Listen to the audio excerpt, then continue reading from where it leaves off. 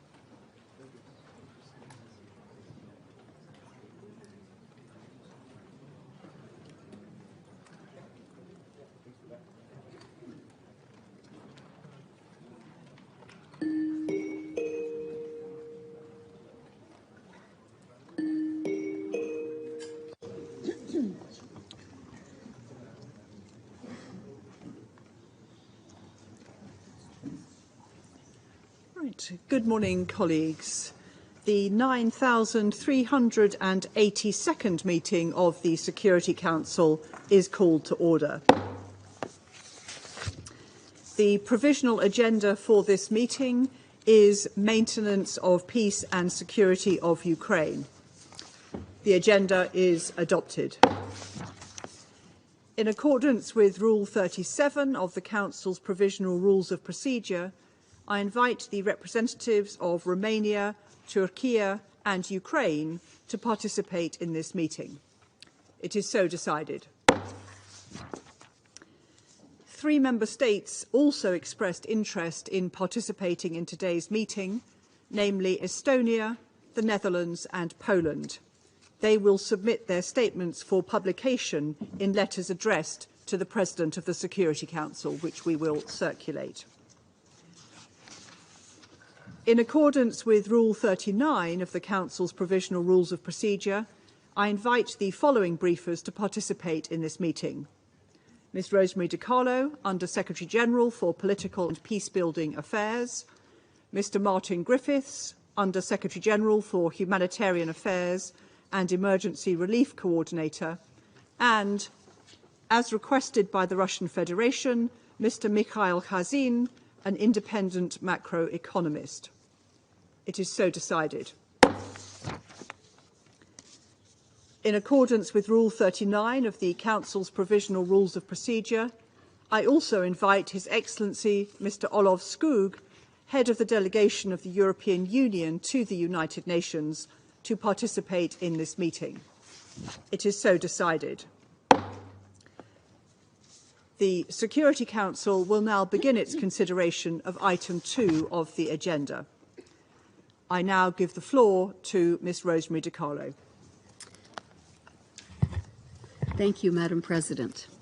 On Monday, when speaking to this Council, I reiterated the Secretary-General's deep regret over the decision by the Russian Federation to terminate its participation in the Black Sea Initiative, including the withdrawal of Russian security guarantees for navigation in the northwestern part of the Black Sea.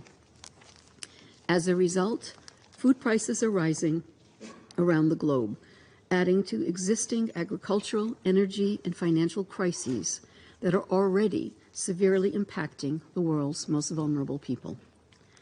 We have now witnessed a further blow to global food security as Russia, for the 4th consecutive day, struck Ukraine's Black Sea ports in Odessa, Chornomorsk, and Mykolaiv with missiles and drones, destroying critical port infrastructure, facilities, and grain supplies.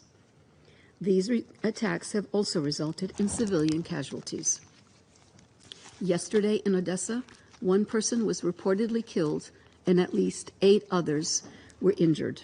In Mykolaiv, Russia's attack reportedly killed 2, while 19 more were injured. We strongly condemn these attacks and urge Russia to stop them immediately.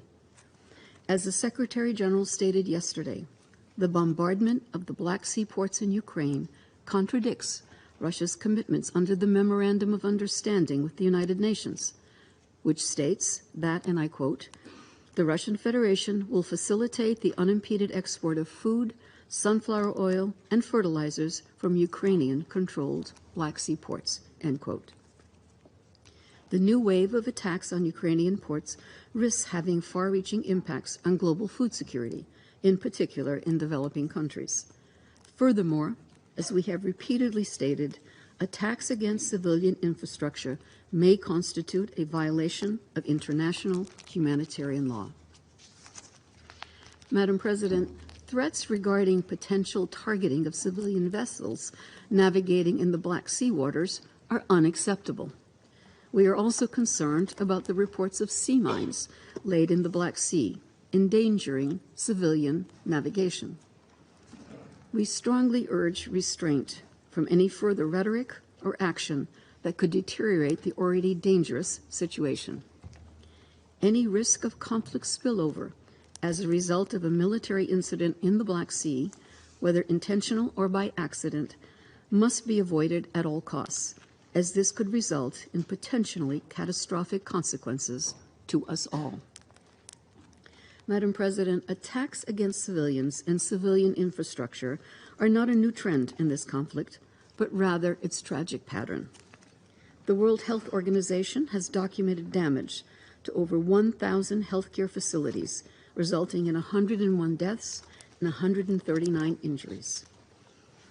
Since the start of Russia's full-scale invasion of Ukraine, UNESCO has verified damage to 270 cultural sites, including 116 religious sites, 27 museums, 95 buildings of historical significance, 19 monuments, 12 libraries, and 1 archive. Moreover, 3,467 educational institutions have also suffered from bombing and shelling, with 335 of them destroyed. According to UNESCO, 12 journalists and media workers have been killed since the start of the war. Also, children in Ukraine continue to be disproportionately affected by the appalling high level of grave violations in this conflict. Children are being killed and maimed by explosive weapons with wide area impact in populated areas. Millions of Ukrainians, including nearly 2/3 of Ukrainian children, have been forced to leave their homes. For those who remain, the damage and destruction of critical infrastructure continues to cause hardships as access to basic services are disrupted. The destruction of the Kakhovka Dam on 6 June and the subsequent flooding have far-reaching long-term environmental and humanitarian consequences. According to Ukraine's Agriculture Ministry, almost 600,000 hectares of farmland no longer have access to irrigation water following the dam destruction. This compounds the existing challenges that Ukrainian farmers face, in addition to mines and unexploded ordnance. The flooding also worsened the already volatile situation at the Zaporizhzhia nuclear power plant. Experts of the International Atomic Energy Agency continue to closely monitor the availability of cooling water for the plant. Ensuring its safety and security remains of utmost importance, not just to Ukraine, but to the broader region. Madam President, landmines will continue to pose dangers to civilians for years to come, as almost 1/3 of the country is reportedly contaminated with unexploded ordnance, landmines, and cluster munitions. We are working with the government of Ukraine and other partners to tackle this threat of unexploded ordnance. So far, our mine action efforts have reached almost 3.5 million people. But these figures are not the whole story. The war has impacts that are harder to measure. A generation of Ukrainian children has been traumatized, and the impacts of the war on the mental health of children and adults will be long-lasting. Madam President, when I briefed the Council on Ukraine earlier this week, I did not foresee that I would be returning to this chamber again today. The events of the past week about the latest developments in the Russian Federation's senseless war against its neighbor, a war with consequences that can be felt around the world. Russia's termination of its participation in the Black Sea Initiative, coupled with its bombardment of crucial ports, will further compound this crisis. The Secretary General has been clear. We will not stop our efforts to facilitate the unimpeded access to global markets for food and fertilizers from both Ukraine and the Russian Federation.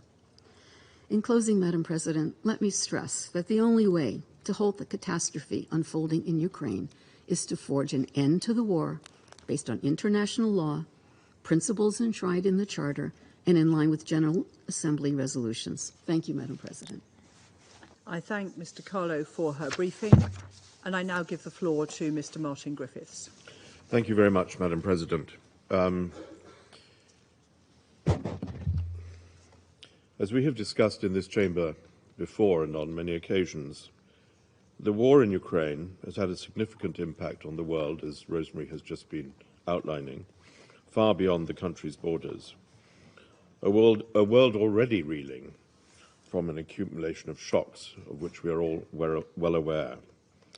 The scale of global humanitarian needs under these circumstances is vastly outpacing the resources we have available. Just as a reminder, in my function as an emergency relief coordinator, I'm responsible for the relationship and the representation of the humanitarian community to the 362 million people now in 69 countries who need humanitarian aid, a number that has never been reached anywhere near before. And an unprecedented $55 billion is required to meet the priorities within their needs. Many humanitarian plans, as we have discussed, including this week, remain severely underfunded. So for millions of people around the world already, the margins are fine and their capacity to withstand further shocks is limited. Thus, Madam President, almost exactly a year ago to the day, we celebrated the signing of the Black Sea Initiative and the Memorandum of Understanding on Russian food and fertilizer exports. These agreements were a decisive international response to spiraling food prices that were undermining food security around the world. Their signing also represented something more. It was a demonstration that we could achieve together, with goodwill and good faith, innovative, daring solutions that put humanity above politics, even in the most extreme of circumstances, and in this case, an agreement between those two warring parties. And in the space of 12 months of that day in Istanbul, the Black Sea Initiative has enabled the safe export of close to 33 million metric tons from Ukrainian Black Sea ports to 45 countries, aboard more than 1,000 outbound vessels. I think that's an achievement which, even on that day in Istanbul, we could not have imagined. And it has been so because of the cooperation between the signatories to that agreement, to that historic agreement in war. It's allowed the World Food Programme to transport more than 725,000 metric tons of wheat in support of food assistance operations in Afghanistan, Djibouti, Ethiopia, Kenya, Somalia, Sudan, and Yemen, the countries now impacted by recent decisions. And as the Secretary-General highlighted earlier this week, the Memorandum of Understanding has also delivered concrete results over the past year, supporting increased volumes of Russian agricultural products to reach global markets. And together, the Istanbul agreements from the 22nd of July contributed to sustained and essential reductions in global food prices, which by last month, before this, were more than 23% below the record highs reached in March of last year.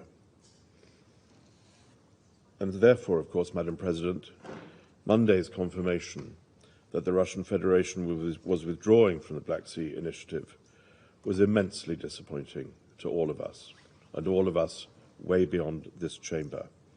And the developments in the 4 days since, as Rosemary has said, have been alarming. Russian strikes against port facilities, also referred to by Rosemary, in Odessa and other Ukrainian ports, are reported to have injured civilians, damaged infrastructure essential to the export of food, and which were, before Monday, protected installations in those ports because they were aligned to the export of food and relevant products.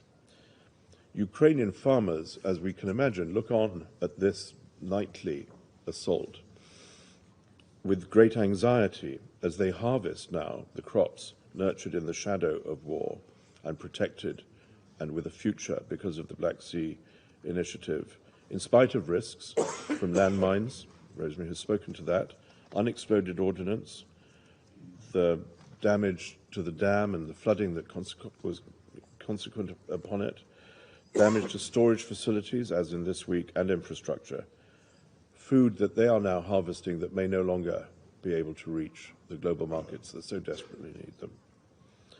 Global grain prices, as I think we all know, have spiked this week, threatening to undo the hard-won progress achieved over the past year, and this potentially threatens hunger and worse for millions of people. Wheat and corn futures, and I'm quoting from the World Food Programme, have risen by almost 9% and 8% respectively on Wednesday. Wednesday saw the largest single-day increase in wheat prices since the full-scale invasion commenced, and this is not surprising. This was predicted, and it happened. Much of the world relies on the affordability of these staples, which is under threat yet again. Higher prices, of course, will be most acutely felt by families in developing countries already at risk, who tend to spend a much higher share of their household income on food, and we have discussed that in the context of many places of humanitarian need. Escalatory rhetoric also threatens to further undermine the safe transportation of food through the Black Sea more broadly. And with no access to ports or world markets, farmers may have no choice but to stop farming. In addition to the global effects, this would have an immediate impact on domestic food prices and on the economic stability of Ukraine. This in turn would affect food security inside Ukraine and in the region. So the humanitarian catastrophe that continues to unfold in Ukraine, and that we have discussed before and will again, continues to reverberate around the world, and it must end. Civilians and civilian infrastructure, as so often stated, must be respected.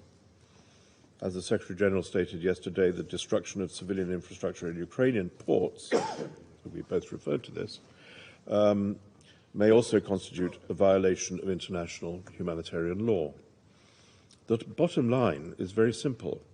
Food and fertilizer exports from Ukraine and Russian Federation remain still today, despite recent days, of crucial importance to global food security.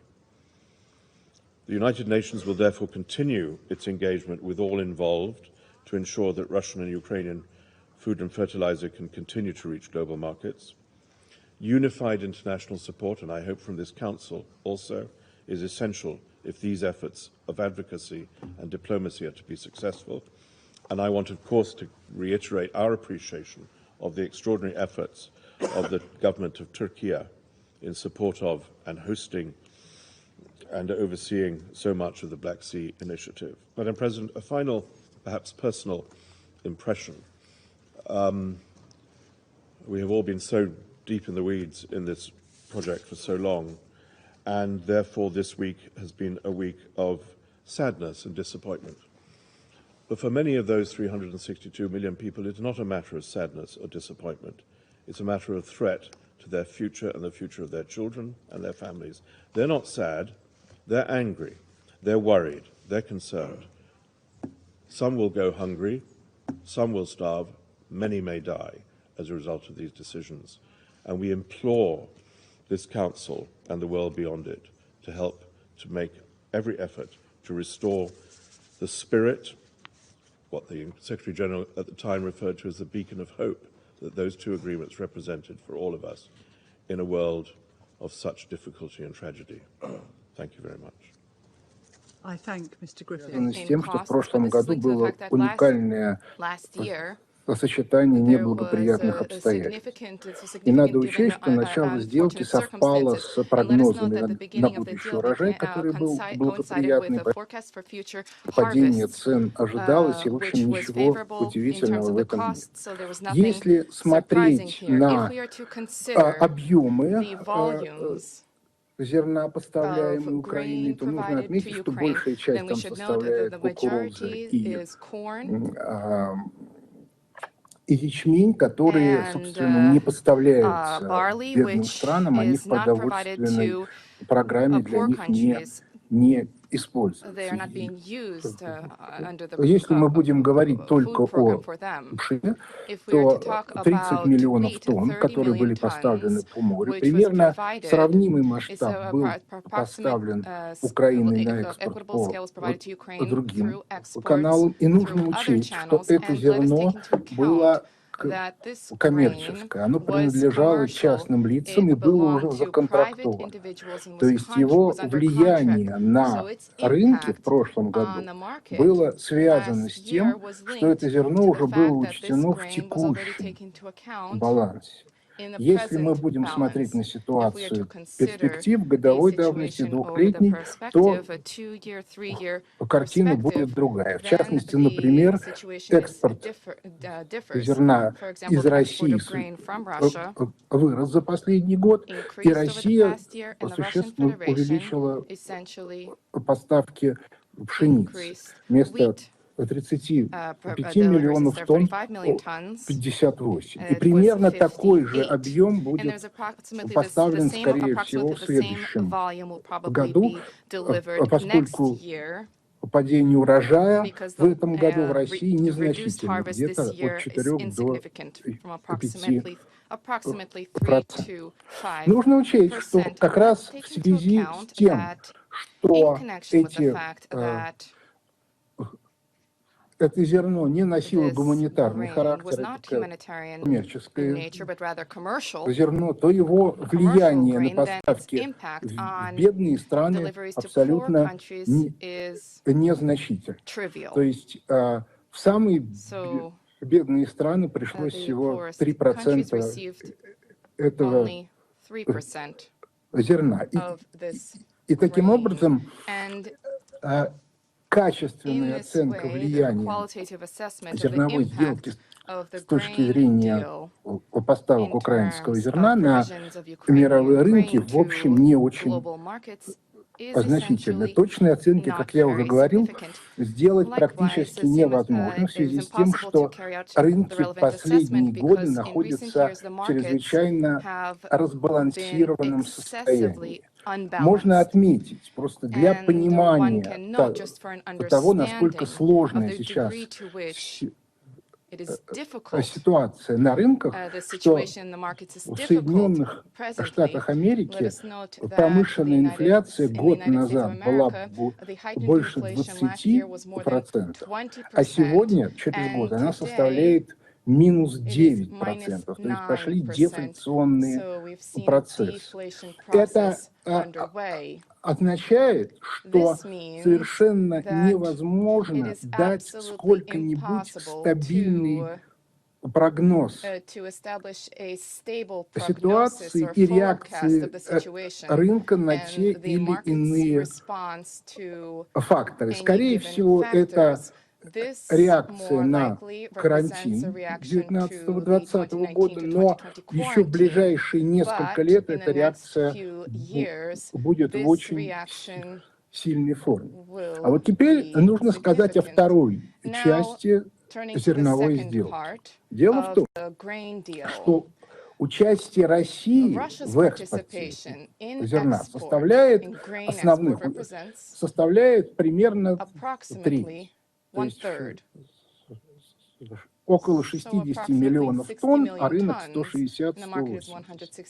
И по этой причине уход российского зерна с этого рынка, вот это действительно вызовет коллапс. Беда состоит в том, что то влияние, которое оказывает санкционная политика на логистическую ситуацию, на финансовую ситуацию, приводит к тому, что производство зерна в России становится для экспорта становится нерентабельным. В этом году такой проблемы пока нет. Но вот в следующем году может оказаться, что поставки российского зерна на рынке из-за такой политики резко упадут. И вот это будет реально катастрофа на рынках. Тут цены вырастут очень сильно. Дополнительным фактором здесь являются поставки российских удобрений.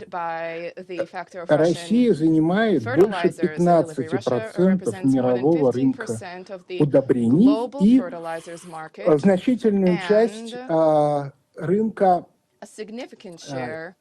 тех веществ, из которых эти удобрения делаются. Аммиак в первую очередь. Удобрение – это будущий урожай.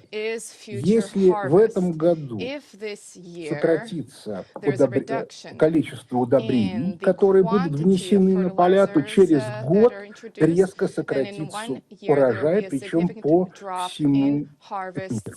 То есть, иными словами, принимаемые сегодня решения по де-факто ограничению России, я сказал де-факто вот почему. Формально и ООН, и Соединенные Штаты Америки неоднократно говорили, что продовольствие не относится к сфере ограничений. Но давление на экономические субъекты настолько велико, что многие из них отказываются взаимодействовать с Россией по поставке продовольствия и удобрений.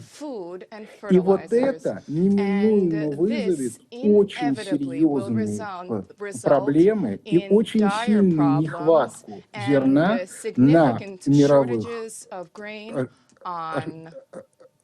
рынках в интервале 1-2 года. Мы не можем сегодня сказать, к какому росту цен это приведет. Ровно потому, что рынки очень разбалансированы.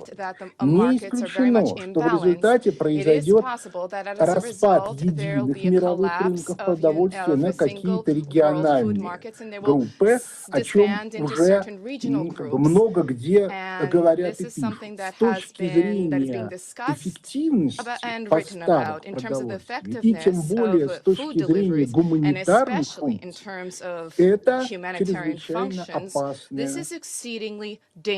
ситуация, в связи с чем мне хотелось бы в заключение сказать следующее.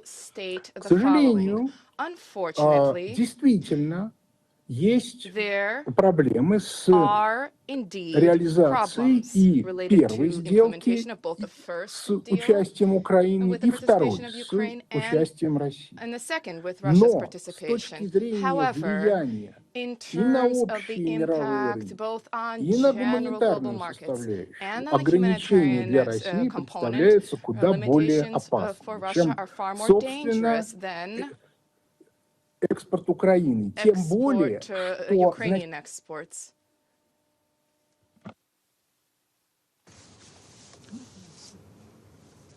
I think we might have lost Mr. Khazin. Can you hear us, Mr. Khazin?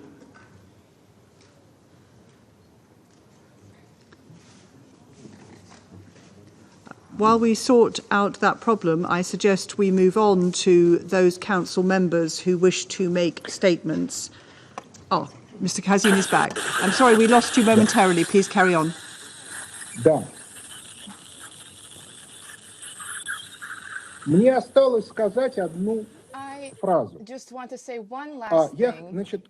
Я хотел сказать, что сделка с участием России окажет куда большее влияние на цены на продовольственных рынках и на гуманитарную составляющую, чем та сделка, которая связана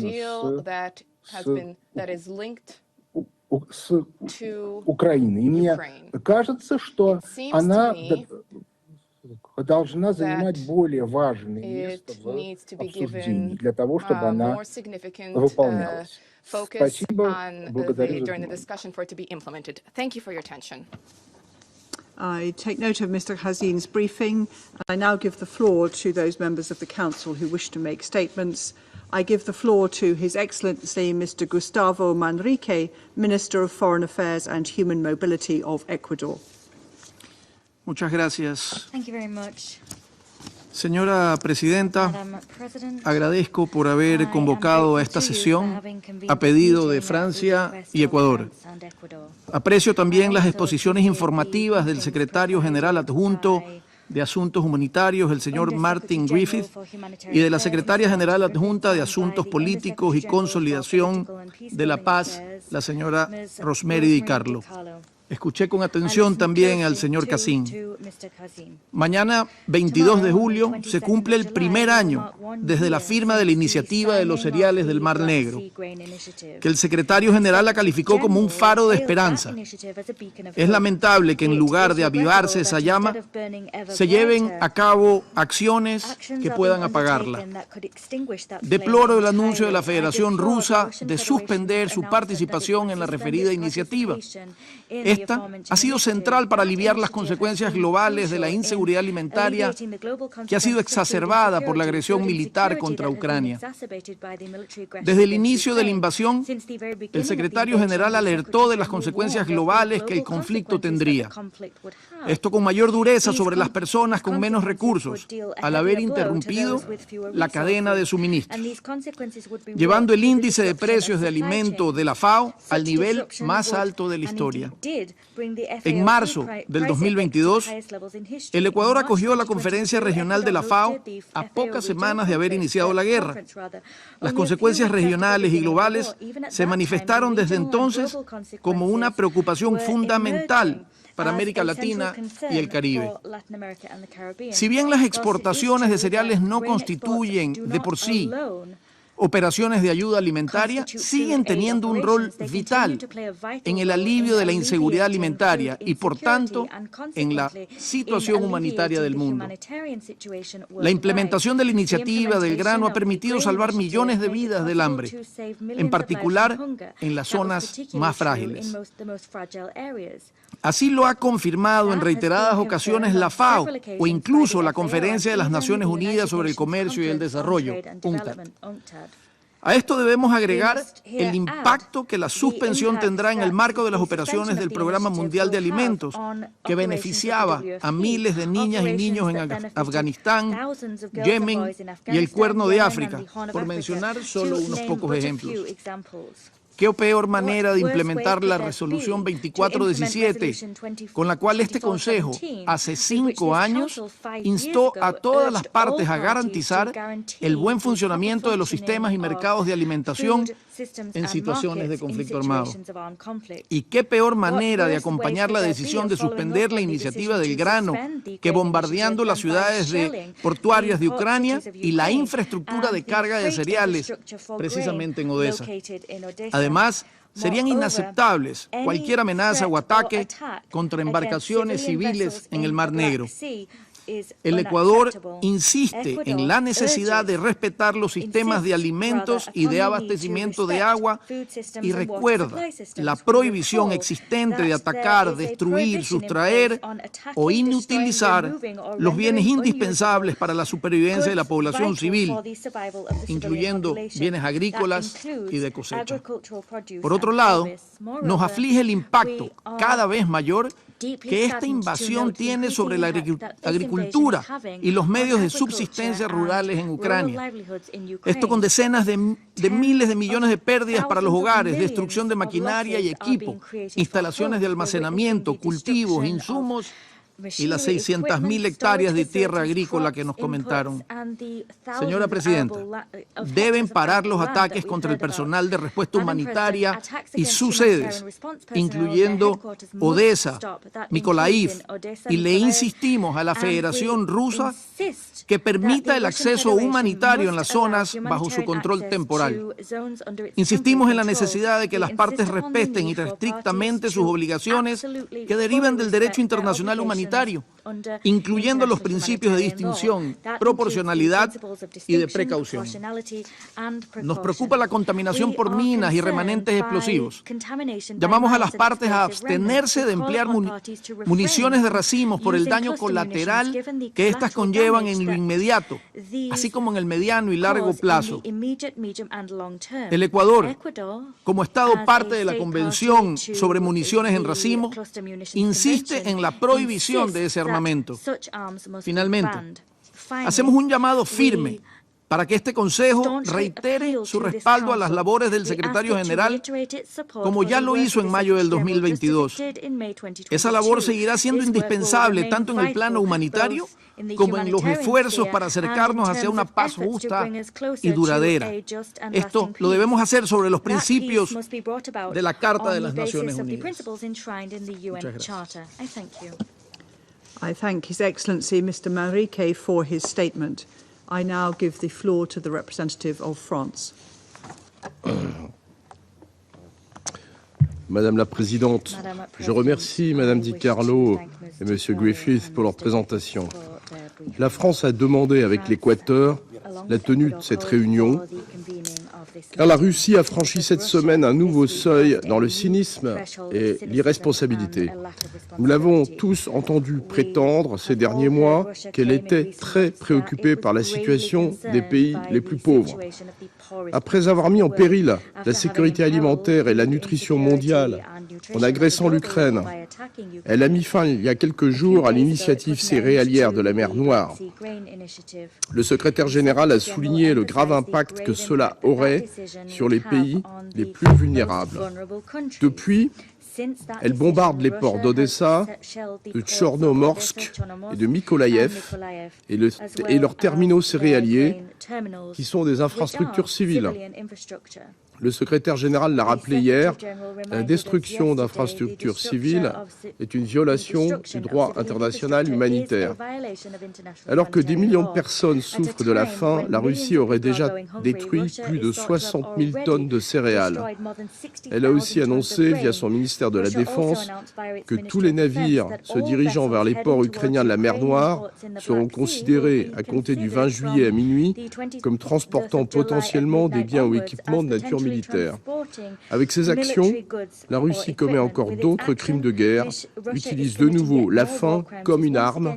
Elle commet une erreur stratégique. Madame la Présidente, la France condamne dans les termes les plus fermes la décision de la Russie de mettre fin à l'initiative céréalière de la mer Noire. Elle assume ainsi de porter la responsabilité de l'insécurité alimentaire et de la malnutrition mondiale. Cette initiative avait permis en un an l'exportation de près de 33 millions de tonnes de céréales, dont plus de la moitié vers les pays à faible et moyen revenu, et une baisse des prix des produits agricoles de 23%.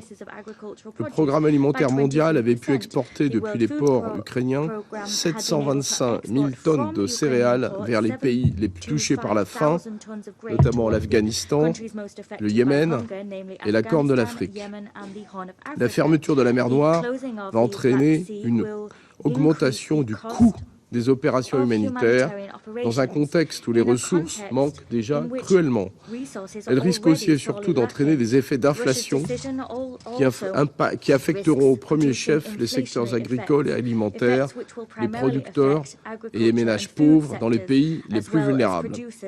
Pourquoi la Russie a-t-elle fait ce choix? En bloquant les exportations depuis les ports ukrainiens et en faisant monter les prix agricoles et alimentaires, la Russie augmente le bénéfice de ses propres exportations. Elle accroît ses revenus pour financer sa guerre d'agression contre l'Ukraine. Voilà la réalité. La Russie cherche à se poser en victime et prétend avoir été flouée avec les accords d'Istanbul. Pourtant, le secrétaire général l'a indiqué dans sa déclaration du 17 juillet, les exportations de céréales russes ont atteint des niveaux particulièrement élevés depuis l'été dernier et le niveau de ces exportations d'engrais est presque revenu à ce qu'il était avant l'invasion du 24 février 2022. Madame la Présidente, la France salue les efforts du secrétaire général et de la Turquie qui auront essayé jusqu'au bout et continuent d'essayer de sauver l'initiative. Les Nations Unies ont travaillé sans relâche pour proposer des solutions. Or, la Russie n'a même pas daigné répondre à leurs propositions. La France continuera pour sa part, avec ses partenaires, à intensifier son action pour réduire les risques d'insécurité alimentaire. Elle a porté son aide en matière de sécurité alimentaire, de nutrition et de développement agricole durable à 840 millions d'euros en 2022. Dès hier, le Conseil de l'Union européenne a décidé de renforcer les capacités d'exportation des corridors de solidarité de l'Union européenne, qui jouent un rôle essentiel et ont permis d'acheminer 41 millions de tonnes de céréales hors d'Ukraine depuis mars 2022.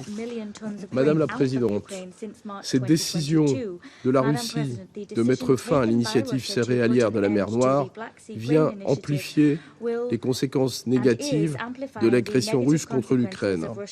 Redisons-le ici, rien de tout cela ne se passerait si la Russie n'avait pas en premier lieu envahi l'Ukraine.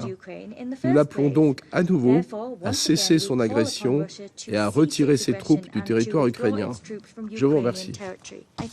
I thank the representative of France for their statement, and I now give the floor to the representative of Ghana.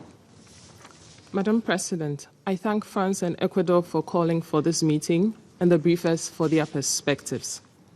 As Ghana understands it, until there's a fundamental shift in the position of the Russian Federation, the Black Sea Grain Initiative, which was terminated on 17 July, has no further hope of implementation. As diplomats, however, we possess, through dialogue and diplomacy, the capacity to bring hope where hope has been lost, and new life when arrangements we have developed to serve our common interest are struggling to meet our expectations.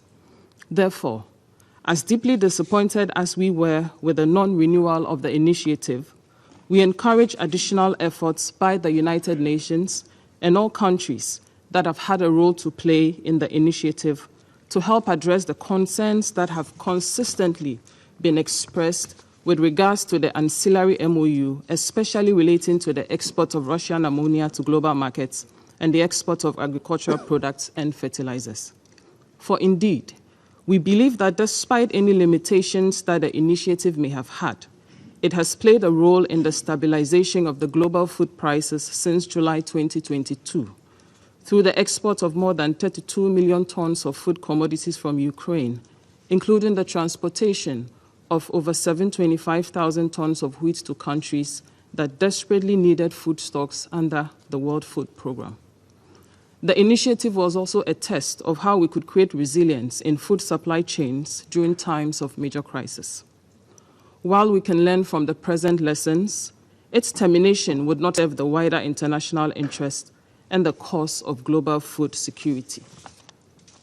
Madam President, we, however, hold that to sustainably address the knock-on effects that the termination of the initiative could create, we need to double our efforts in finding a path of peace that is acceptable to both parties in the conflict.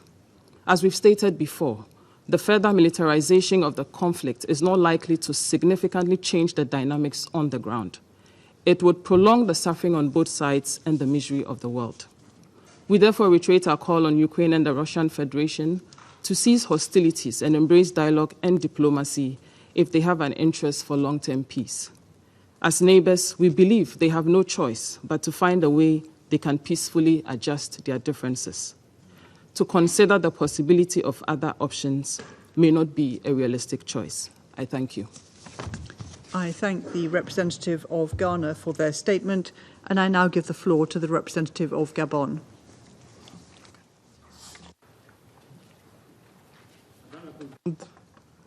Je remercie le sous-secrétaire général Martin Griffiths, la sous-secrétaire Rosemary DiCarlo pour leur exposé et les informations fournies.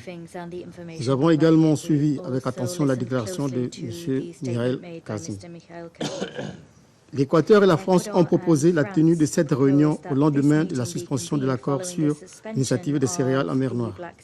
Un accord signé en juillet 2022 qui avait suscité beaucoup d'espoir et fait espérer une certaine accalmie, notamment sur le volet de la sécurité alimentaire. Le conflit armé en Ukraine, que nous suivrons avec une grande attention et appréhension depuis des mois, est sur le point de prendre une autre tournure aussi dangereuse que la précédente. L'accord quadripartite entre la Russie et l'Ukraine sous l'égide des Nations Unies et de la Turquie a garanti pendant toute une année l'exportation sécurisée des céréales via la mer Noire. Et cela a permis d'éviter un tant soit peu la flambée des prix des céréales ainsi que le risque d'insécurité alimentaire dans certaines régions, comme la Corne de l'Afrique, qui souffre des sécheresses récurrentes. Aujourd'hui, avec le contexte économique mondial fortement impacté par la multiplicité des crises, notamment des crises humanitaires, la facture d'instabilité pourrait s'alourdir. Nous exhortons donc les parties à investir leurs efforts dans le dialogue pour trouver une solution diplomatique, économique profitable à tous. Nous exhortons également le secrétaire général des Nations Unies à poursuivre ces échanges avec les parties afin d'élever l'impasse actuelle. Je vous remercie. I thank the representative of Gabon for their statement, and I now give the floor to the representative of Albania. Thank you, Madam President, and let me thank USG DiCarlo and USG Griffiths for their remarks. Before the special military aggression, Ukraine, one of the breadbaskets of the world, accounted for 12% of corn and around 10% of wheat exports. It produced enough food to feed 400 million people per year, mainly in the countries in Africa and the Middle East. Since 24 February 2021, to have their usual food, those millions needed to have the permission from Russia. Colleagues, last year, with the beginning of the unjustified war in Ukraine, the world went through tremor shocks because of the sudden sharp increase of food prices. Food insecurity disrupted global markets, punished households, and terrified governments. Russia scrambled to explain to a disbelieving world its narrative that it was a consequence of the sanctions imposed on it. It made some noise, but failed to convince anyone, just like for almost everything related to its war. Then came the Black Sea Grain Initiative, one of the few positive news and achievements on the diplomatic front, and thanks to sincere efforts by Turkey and the Secretary General. It suddenly eased the markets, stabilized the prices, and calmed the world. It was a beacon of reason in an ocean of despair. The narrative of the sanctions disappeared, and the world, especially the global south, breathed with relief.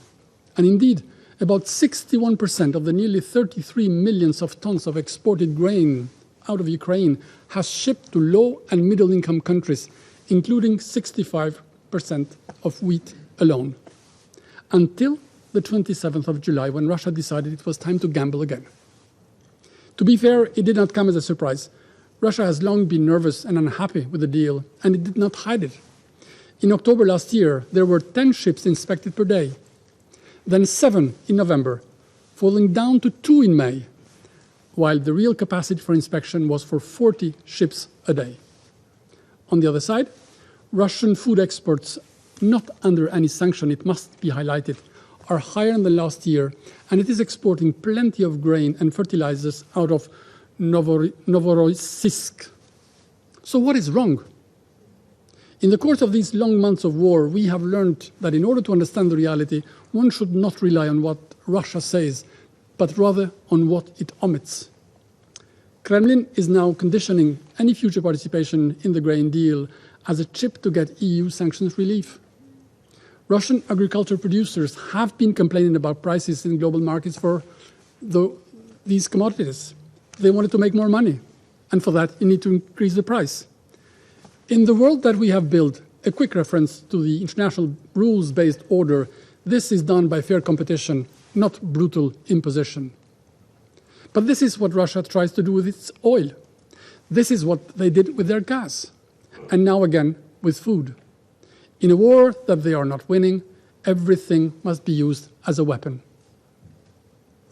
Colleagues, Russia's blockade of Ukrainian ports has since the very first day been a deliberate effort to strangle Ukraine's economy.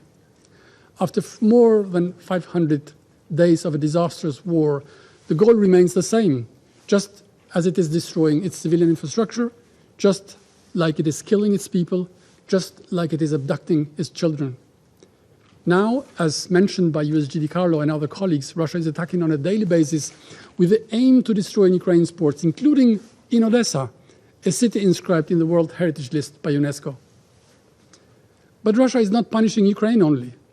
Ending the deal would destabilize global food prices and jeopardize the most food-insecure countries and populations at a time when climate change, conflict, political instability, and other factors have already caused rising levels of food insecurity.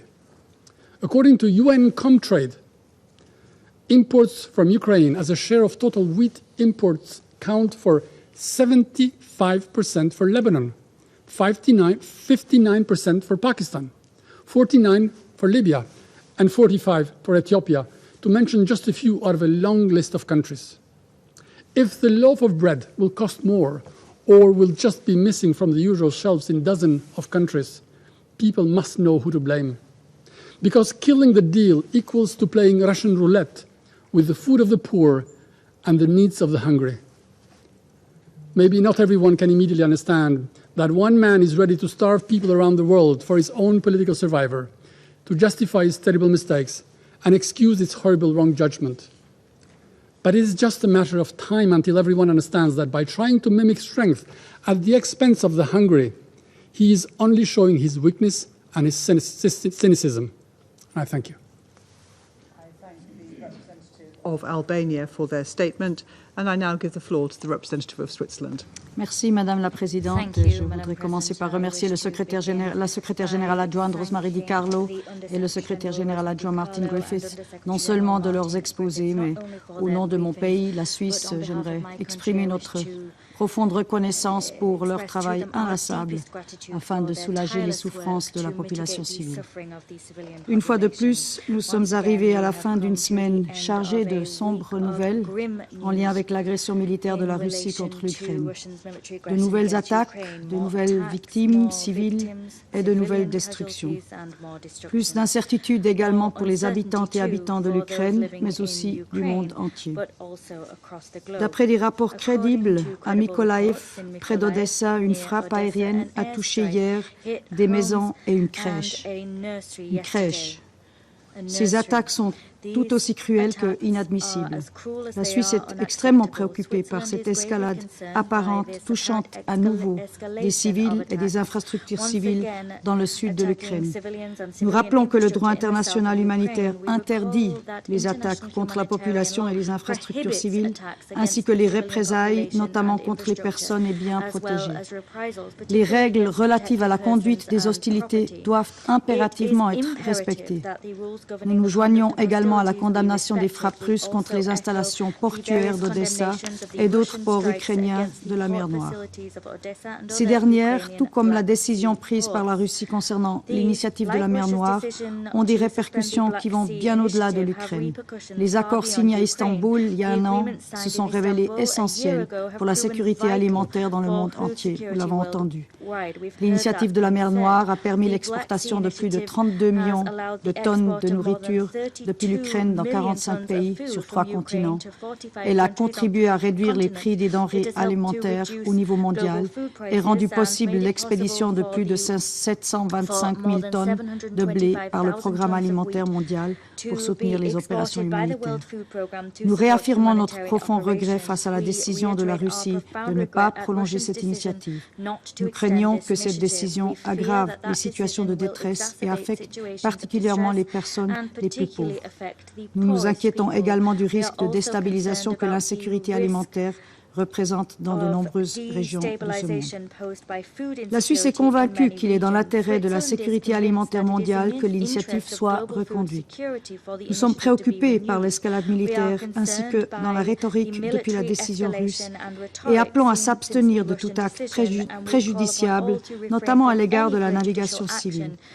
Nous saluons les efforts inlassables du secrétaire général, comme de la Turquie et de tous les acteurs et actrices impliqués pour faciliter l'accès rapide et sans entrave aux marchés mondiaux des produits alimentaires et des engrais en provenance de l'Ukraine et de la Russie. Nous continuons à nous tenir prêts à soutenir ces efforts, notamment dans notre rôle d'État hôte. Madame la Présidente, la signature des accords à Istanbul, d'autres l'ont dit il y a un an, a constitué l'un des rares moments d'espoir depuis le début de l'agression militaire de la Russie contre l'Ukraine. Cela a prouvé que même dans les heures les plus sombres, des solutions diplomatiques peuvent être trouvées dans l'intérêt d'un objectif plus large. Un rappel que l'humanité et l'égard envers les plus vulnérables doit et peut l'emporter. Les événements de cette semaine sont contraires à ce que nous réclamons depuis février 2022. Cette tendance à l'escalade doit impérativement cesser. Plus cette agression militaire perdure, plus grandes sont ses répercussions. Nous réitérons donc notre appel à la Russie, et nous le ferons à nouveau et à nouveau, à entamer une désescalade de la situation, à cesser les opérations de combat et à retirer ses troupes du territoire ukrainien. Je vous remercie. I thank the representative of Switzerland for their statement, and I now give the floor to the representative of China. 主席女士，我感谢DiCarlo副秘书长和格里菲斯副秘书长的通报。我认真听取了哈金先生的发言。黑海粮食外运协议以及关于俄罗斯粮食化肥出口的谅解备忘录，对于保障全球粮食供应、稳定全球粮食市场具有重要意义。应该得到均衡、全面、有效的执行，并解决好有关方面的合理关切。俄罗斯近日多次表示，如果能够在消除俄罗斯粮食化肥出口障碍方面取得切实进展，俄方愿考虑恢复黑海粮食外运协议。古特雷斯秘书长也表示，将继续为乌克兰和俄罗斯的粮食化肥进入国际市场进行努力。中方希望有关各方从维护国际粮食安全大局出发，特别是从缓解发展中国家粮食危机出发，同联合国有关机构共同努力，加紧对话协商，坚持相向而行，争取平衡解决各方合理关切，早日恢复俄罗斯与乌克兰粮食与化肥的出口。一段时间以来，乌克兰地面形势持续升级，扩大化趋势愈发明显，多处重要的民用基础设施遇袭。中方呼吁当事方保持冷静克制，严格遵循国际人道法，严格遵守必要、区分和对称的原则，避免袭击平民和民用基础设施，全力遏制冲突扩大化趋势，防止引发更大规模的人道危机。主席女士，解决乌克兰危机引发的有关问题的根本之道，在于实现乌克兰问题的政治解决。中方再次呼吁冲突当事方尽快重启和谈，呼吁国际社会为此创造良好条件。在乌克兰问题上，中方一贯主张，各国主权领土完整都应得到维护，联合国宪章宗旨原则都应该得到遵守，各方合理安全关切都应该得到重视，一切有利于和平解决危机的努力都应该得到支持。中方将继续站在和平一边，站在对话一边，同国际社会一道，为推动乌克兰问题的政治解决付出不懈努力。谢谢主席。I thank the representative of China for their statement, and I now give the floor to the representative of the United States. Thank you, Madam President. And thank you to Undersecretary Generals Griffiths and DiCarlo for your sobering briefing. And I want to express our appreciation to Ecuador and France for calling this important meeting. Colleagues, it seems every single week Russia stoops to a new low.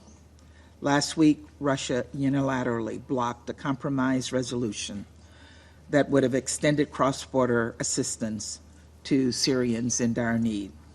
And this week, Russia suspended its participation in the Black Sea Grain Initiative, an arrangement that has helped feed the world's most vulnerable, particularly people in the Middle East and Africa. We heard from our briefers that this is trivia, but ask the people who are receiving this aid if they think it's trivia. This Wednesday, the Kremlin unleashed missiles and drones on Ukrainian ports, killing and wounding civilians and destroying 60,000 tons of grain. 60,000 tons of grain. According to the World Food Program, that is enough to feed more than 270,000 people for a year. This week, Russia also announced that all ships proceeding to Ukrainian ports in Black Sea waters will be considered potential carriers of military cargo, which could have been avoided with the inspections that were provided under the initiative. And just last night, reports indicate that Russia carried out yet another round of attacks in the Odessa region. Russia is waging war on the world's food supply. It is waging war on the poor at a time when needs are so dire, and you've heard that people are angry and people will die. And the United States has information that the Russian military may expand its targeting of Ukrainian grain facilities to include attacks against civilian shipping in the Black Sea. Our information also indicates that Russia laid additional sea mines in the approaches to Ukrainian ports. We believe this is a coordinated effort to justify any attacks against civilian ships in the Black Sea and lay blame on Ukraine for these attacks. After more than 500 days of President Putin's full-scale invasion of Ukraine, it's easy to become numb to Russia's campaign of cruelty. But we cannot become numb. This is not normal. This is not the behavior of a responsible country, of a permanent member of this council. This council is charged with maintaining international peace and security. But Russia has upended peace and security around the world. Its actions fly in the face of everything this council stands for. From the earliest days of its unprovoked illegal war against Ukraine, Russia has weaponized food. Russian forces have turned Ukraine's rolling wheat fields into battlefields. They have spoiled fields with mines and bombs, and they have stolen and destroyed vital agricultural equipment and infrastructure. Moscow must cease its attacks on Ukraine's agricultural land and infrastructure. Even when Russia was party to the Black Sea Grain Initiative, it refused to fully implement the arrangement and so often obstructed ships full of food from leaving port. Despite this, the Black Sea Grain Initiative was making a real difference. It was helping feed the world. This is not trivia, as we have been made to believe. This arrangement has brought stability to global food markets and lowered food prices for all. It has bolstered the World Food Programme's humanitarian work in places like Afghanistan, Somalia, and Yemen. And it has facilitated the export of 32 million metric tons of Ukrainian grain and foodstuff. That's the equivalent of 18 billion loaves of bread. And we know that more than 2/3 of food exports through this arrangement went to developing countries. The first ship that left the Black Sea under this arrangement brought grain to Lebanon.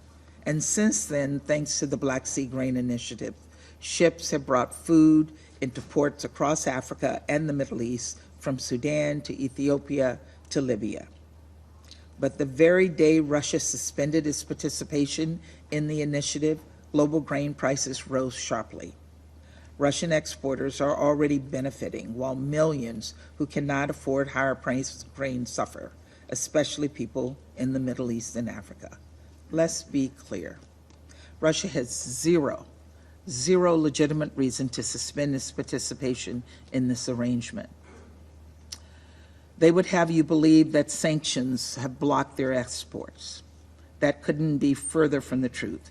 They were exporting more grains than ever before and at higher prices.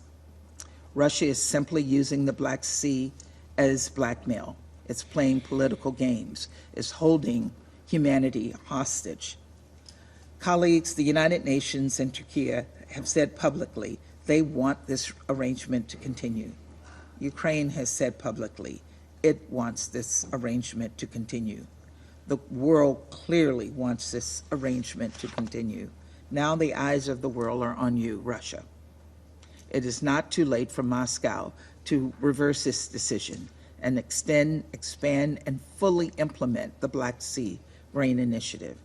I want to take this opportunity to thank the United Nations and Turkey for all they have done to try to keep this arrangement alive. This Council and all member states must come together and urge Russia to resume negotiations in good faith and end this atrocious war in Ukraine. For the good of the world, for the good of the world's most hungry, for the good of humanity. Thank you, Madam President. I thank the United States for their statement, and I now give the floor to Mozambique. Madam President, I wish to express Mozambique's gratitude to the Presidency for convening this important meeting. I also wish to thank the briefers. Madam President, the Black Sea Initiative was a life-standing arrangement brokered by the United Nations Secretary General. We prize such initiative. It enabled nearly 32 million tons of Ukrainian grain to reach global markets, nearby mitigating the needs of people around the globe. The Secretary General had rightly lauded this initiative as a beacon of hope in a troubling world. The suspension of this initiative is a certain to amplify global socio-economic stresses in a world already grappling with a perfect storm of conflict, climate change, and a dwindling confidence in our collective ability to negotiate and adhere to multilateral solutions. We are told that global food indexes are already showing sharp increase. Humanitarian agencies are preparing for potential food shortages and increased hunger in conflict-affected areas. Madam President, we acknowledge the concerns regarding the implementations of twin memorandum that facilitates the export of grain and agricultural products. According to UN data, around 3% of export under Black Sea deal is gone to low-income countries, while high-income countries get around 44% and the rest to the mid-income states. Mozambique, therefore, urges all parties and guarantors of the Black Sea Grain Initiative to follow the example set by Secretary General, who reaffirmed his unwavering commitment to facilitating the transport of the food products and fertilizers from both Ukraine and Russia to international markets. We urge all parties to see aside their differences, bearing in mind the hardship that is likely to be caused by suspensions of this arrangement. Once again, we are in the presence of one more lesson that bears testimony to the fact that humanitarian problems require a political solution. In this regard, Mozambique reiterates its call for an immediate cessation of hostilities and the resumption of direct negotiations between the parties in full compliance with the purposes and principles of UN Charter. I thank you, Madam President. I thank the representative of Mozambique for their statement, and I now give the floor to the representative of the United Arab Emirates. Madam President, I'd like to thank Undersecretary General DiCarlo and Undersecretary General Griffiths for their informative briefings, and we listened carefully to Mr. Mikhail Khazin. I also welcome the participation of Ukraine in this meeting. Earlier this week, the Council convened shortly after the news that the Black Sea Grain Initiative would not be extended. In the short time since, wheat futures have continued to rise, portending further difficulties for developing countries in securing necessary staples. If nothing is done, this will lead to heightened hunger and food insecurity. After a year of respite during which the Black Sea Grain Initiative contributed to a fall in prices, the world now faces the threat of destabilized markets and food shortages, yet again for the most vulnerable. The initiative and the Memorandum of Understanding on the export of Russian fertilizers and food products have indeed had a significant impact on global food security. These agreements were not perfect by any means, yet they resulted in over 32 million metric tons of Ukrainian grain and foodstuffs being shipped to the world. As such, they fast became a lifeline for those who needed them most. The UAE deeply regrets that the initiative has not been extended. That said, we commend the ongoing efforts of the Secretary General and the United Nations to facilitate the continued transport of food products and fertilizers from both Ukraine and Russia to international markets. The Black Sea Grain Initiative was born out of extensive diplomatic efforts and dialogue, one of very few positive developments amidst the shadow of war in Ukraine throughout the past 18 months. Now is not the time to walk away. On the contrary, it is time to build on any positive steps to secure a new way forward. Madam President, this conflict is not the sole reason for the food insecurity crisis we face. The World Food Programme's increasingly dire warnings about rising food prices precede the war. But the events of the last year and a half have significantly exacerbated this trend. Most member states continue to call for an end to this war, a war that has visited immense suffering upon Ukrainians, compounded hardships for hundreds of millions of people around the world, and strained the multilateral system. While it is vital that Ukrainian and Russian food and fertilizer return to global markets, we must not let this issue obscure the wider context. Ultimately, only peace, just and sustainable, will help rectify the turmoil we are seeing both within and beyond Ukraine.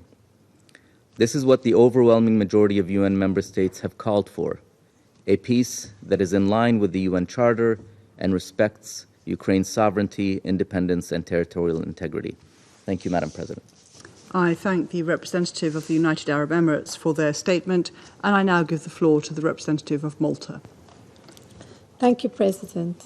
And I also thank USG DiCarlo and USG Griffiths for their briefings. Malta strongly condemns Russia's unilateral decision to terminate the Black Sea Grains Initiative. We see this decision for what it is, yet another regrettable example of the politicization of humanitarian needs that will only exacerbate the global food security crisis. It is evident to all that the onus of this development lies squarely on the Russian Federation. The weaponization of food is completely unacceptable and unconscionable. It is essential to restore the Black Sea Grain Initiative, rebalance the global food market, and contribute to Ukraine's export of grains to the countries that need it the most. The Black Sea Grains Initiative has played a vital role in facilitating Ukraine's grain exports to international markets since its creation. Since its implementation, the initiative ensured the safe passage of over 32 million metric tons of food commodities from Ukrainian ports. The initiative also has enabled the shipment of a significant quantity of grain through vessels chartered by the World Food Programme, providing essential support to their humanitarian efforts in Afghanistan, Ethiopia, Kenya, Sudan, Somalia, and Yemen. Despite the Russian Federation's claims to the contrary, over half of the grain and 2/3 of the wheat from the initiative has gone to developing countries, including some of the most food insecure regions of the globe, like the Horn of Africa, the Sahel, Yemen, and Afghanistan. The BSGI has helped lower food prices by almost a quarter since March 2022. Every shipment has contributed to reducing hardship in the world's poorest countries, since bringing grain to the world markets lowers food prices for all. President, Malta strongly condemns the recent Russian attacks against the southern Ukrainian ports of Chernomorsk, which destroyed 60,000 tons of wheat destined for China and grain export infrastructure. We also condemn the continued nighttime bombings in and around the ports of Odessa and Mykolaiv. These deplorable acts are designed to degrade the functioning of infrastructure essential for Ukrainian exports. We also express our deep concern about official Russian statements indicating that all ships sailing to the Ukrainian Black Sea ports will be seen as potential military targets. Russia must cease illegally blocking Ukrainian seaports and allow freedom of navigation on the Black Sea. closing the Black Sea humanitarian corridor would impact the crop for the upcoming season. Farmers in Ukraine will be reluctant to plant it if there is no viable way to get their crops to market.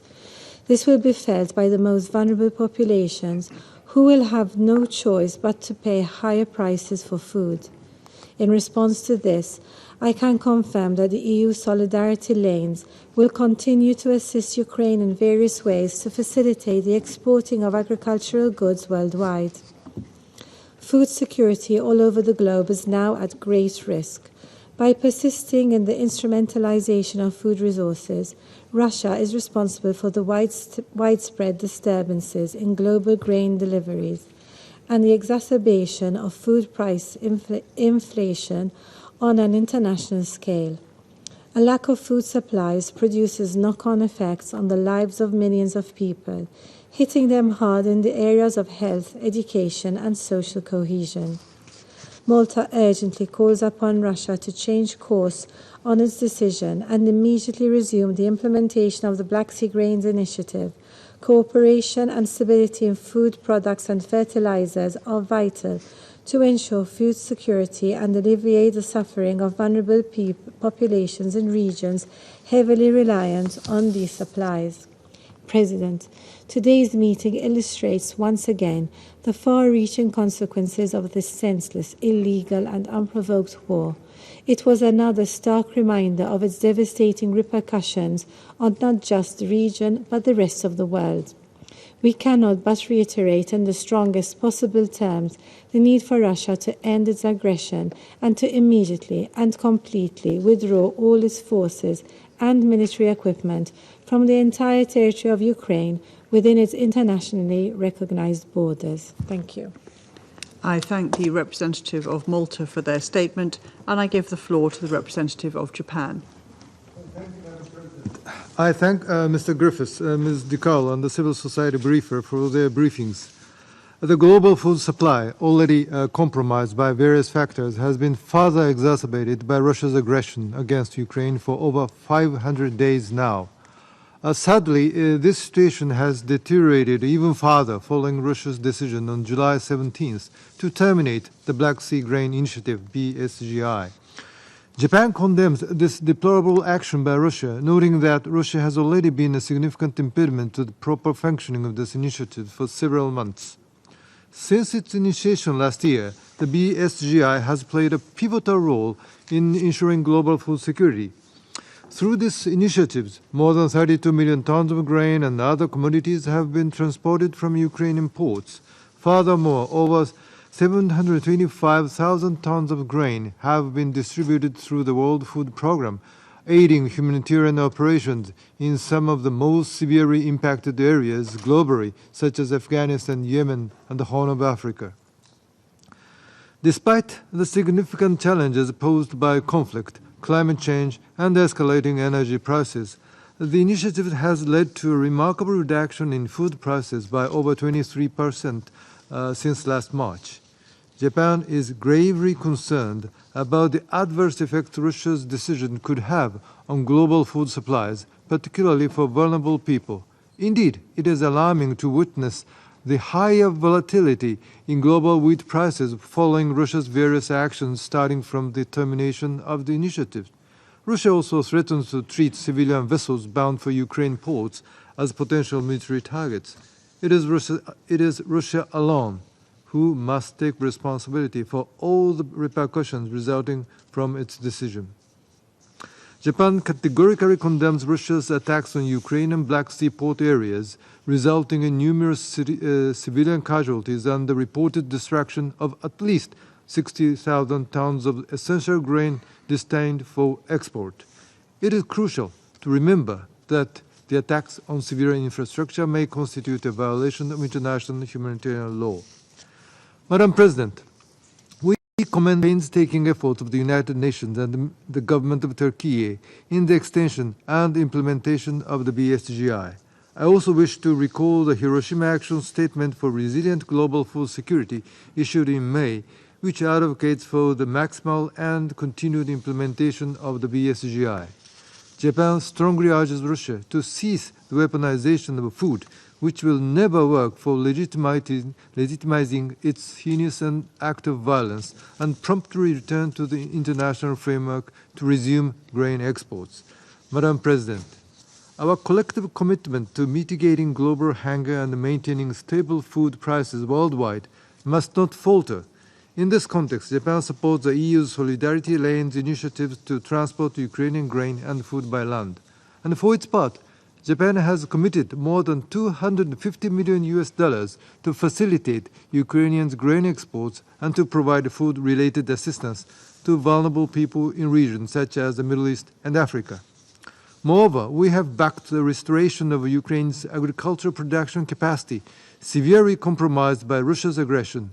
Earlier this year, in March, Japan supplies sunflower and corn seeds to 400 smallholder farmers in Kharkiv, with a particular focus on women and young farmers, where war has significantly reduced agricultural productivity and income.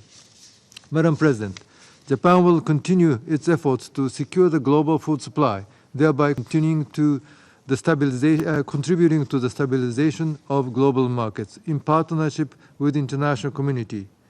Will we hear or heard some so-called objective analysis or arguments which aimed at minimizing the importance of the BSGI? But colleagues, we heard voices of concerns around this very table, especially from countries that could be directly hit. And also we are witnessing actions that obstruct Ukrainian agriculture export and production. So truth is simple. All these concerns or hardships are meaninglessly caused, or at least hugely exacerbated, by the unprovoked war.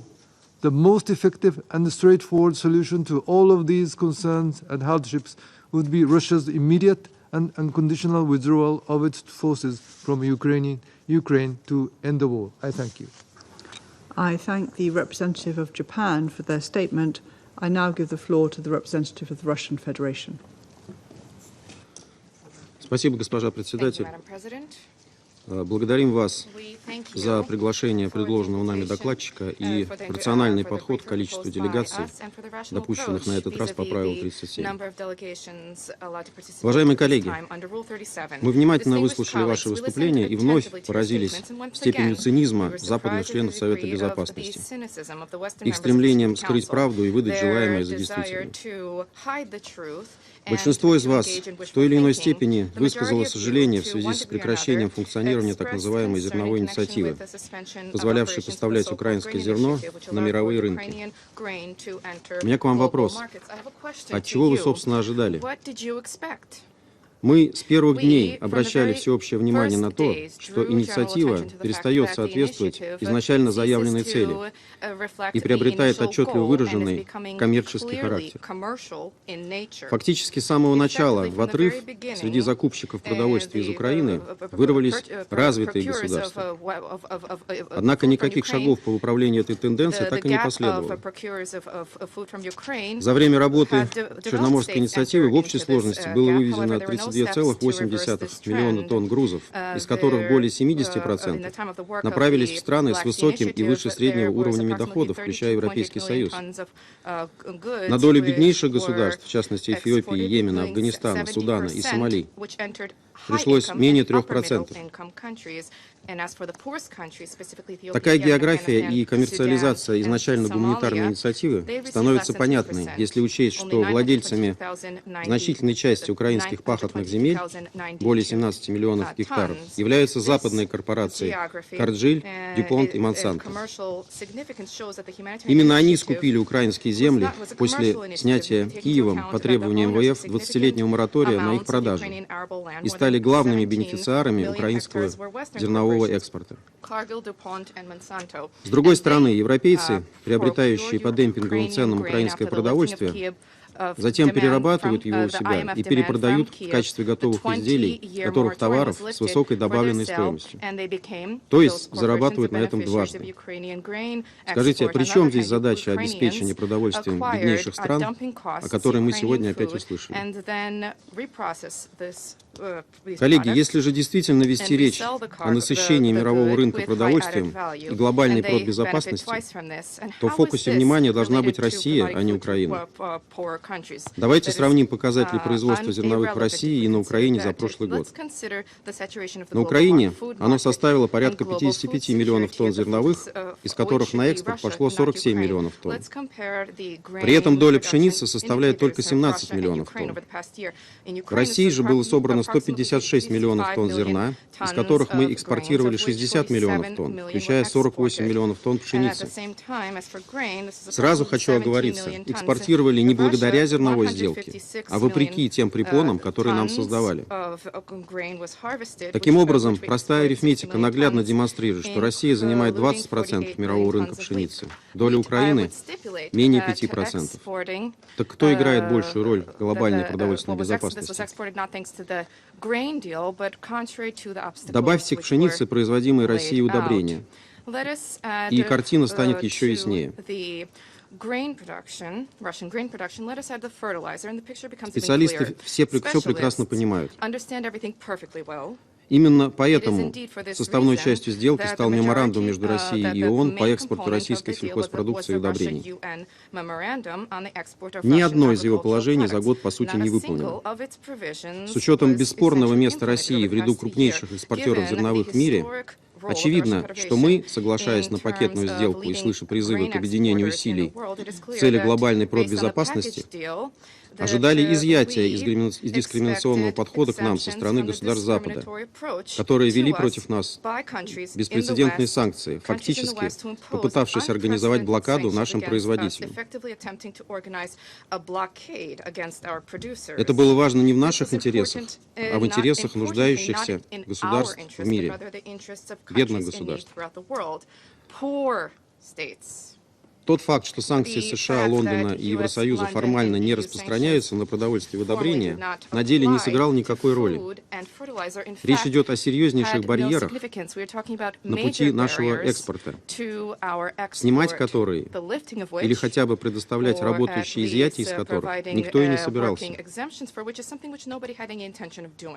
Из-за этих барьеров Россия потеряла ряд стран-покупателей, банковские системы которых не смогли адаптироваться к новым реалиям. Зато у нас появились новые рынки, где проблемы расчетов и логистики удалось решить.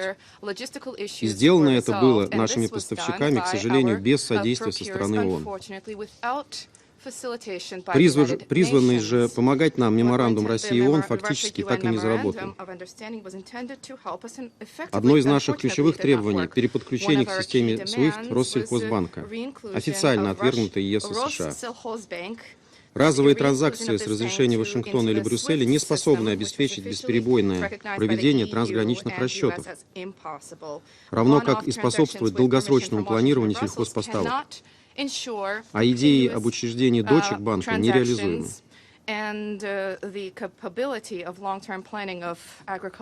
Никто из тех, кто сегодня кричит о том, что Россия якобы морит весь мир голодом,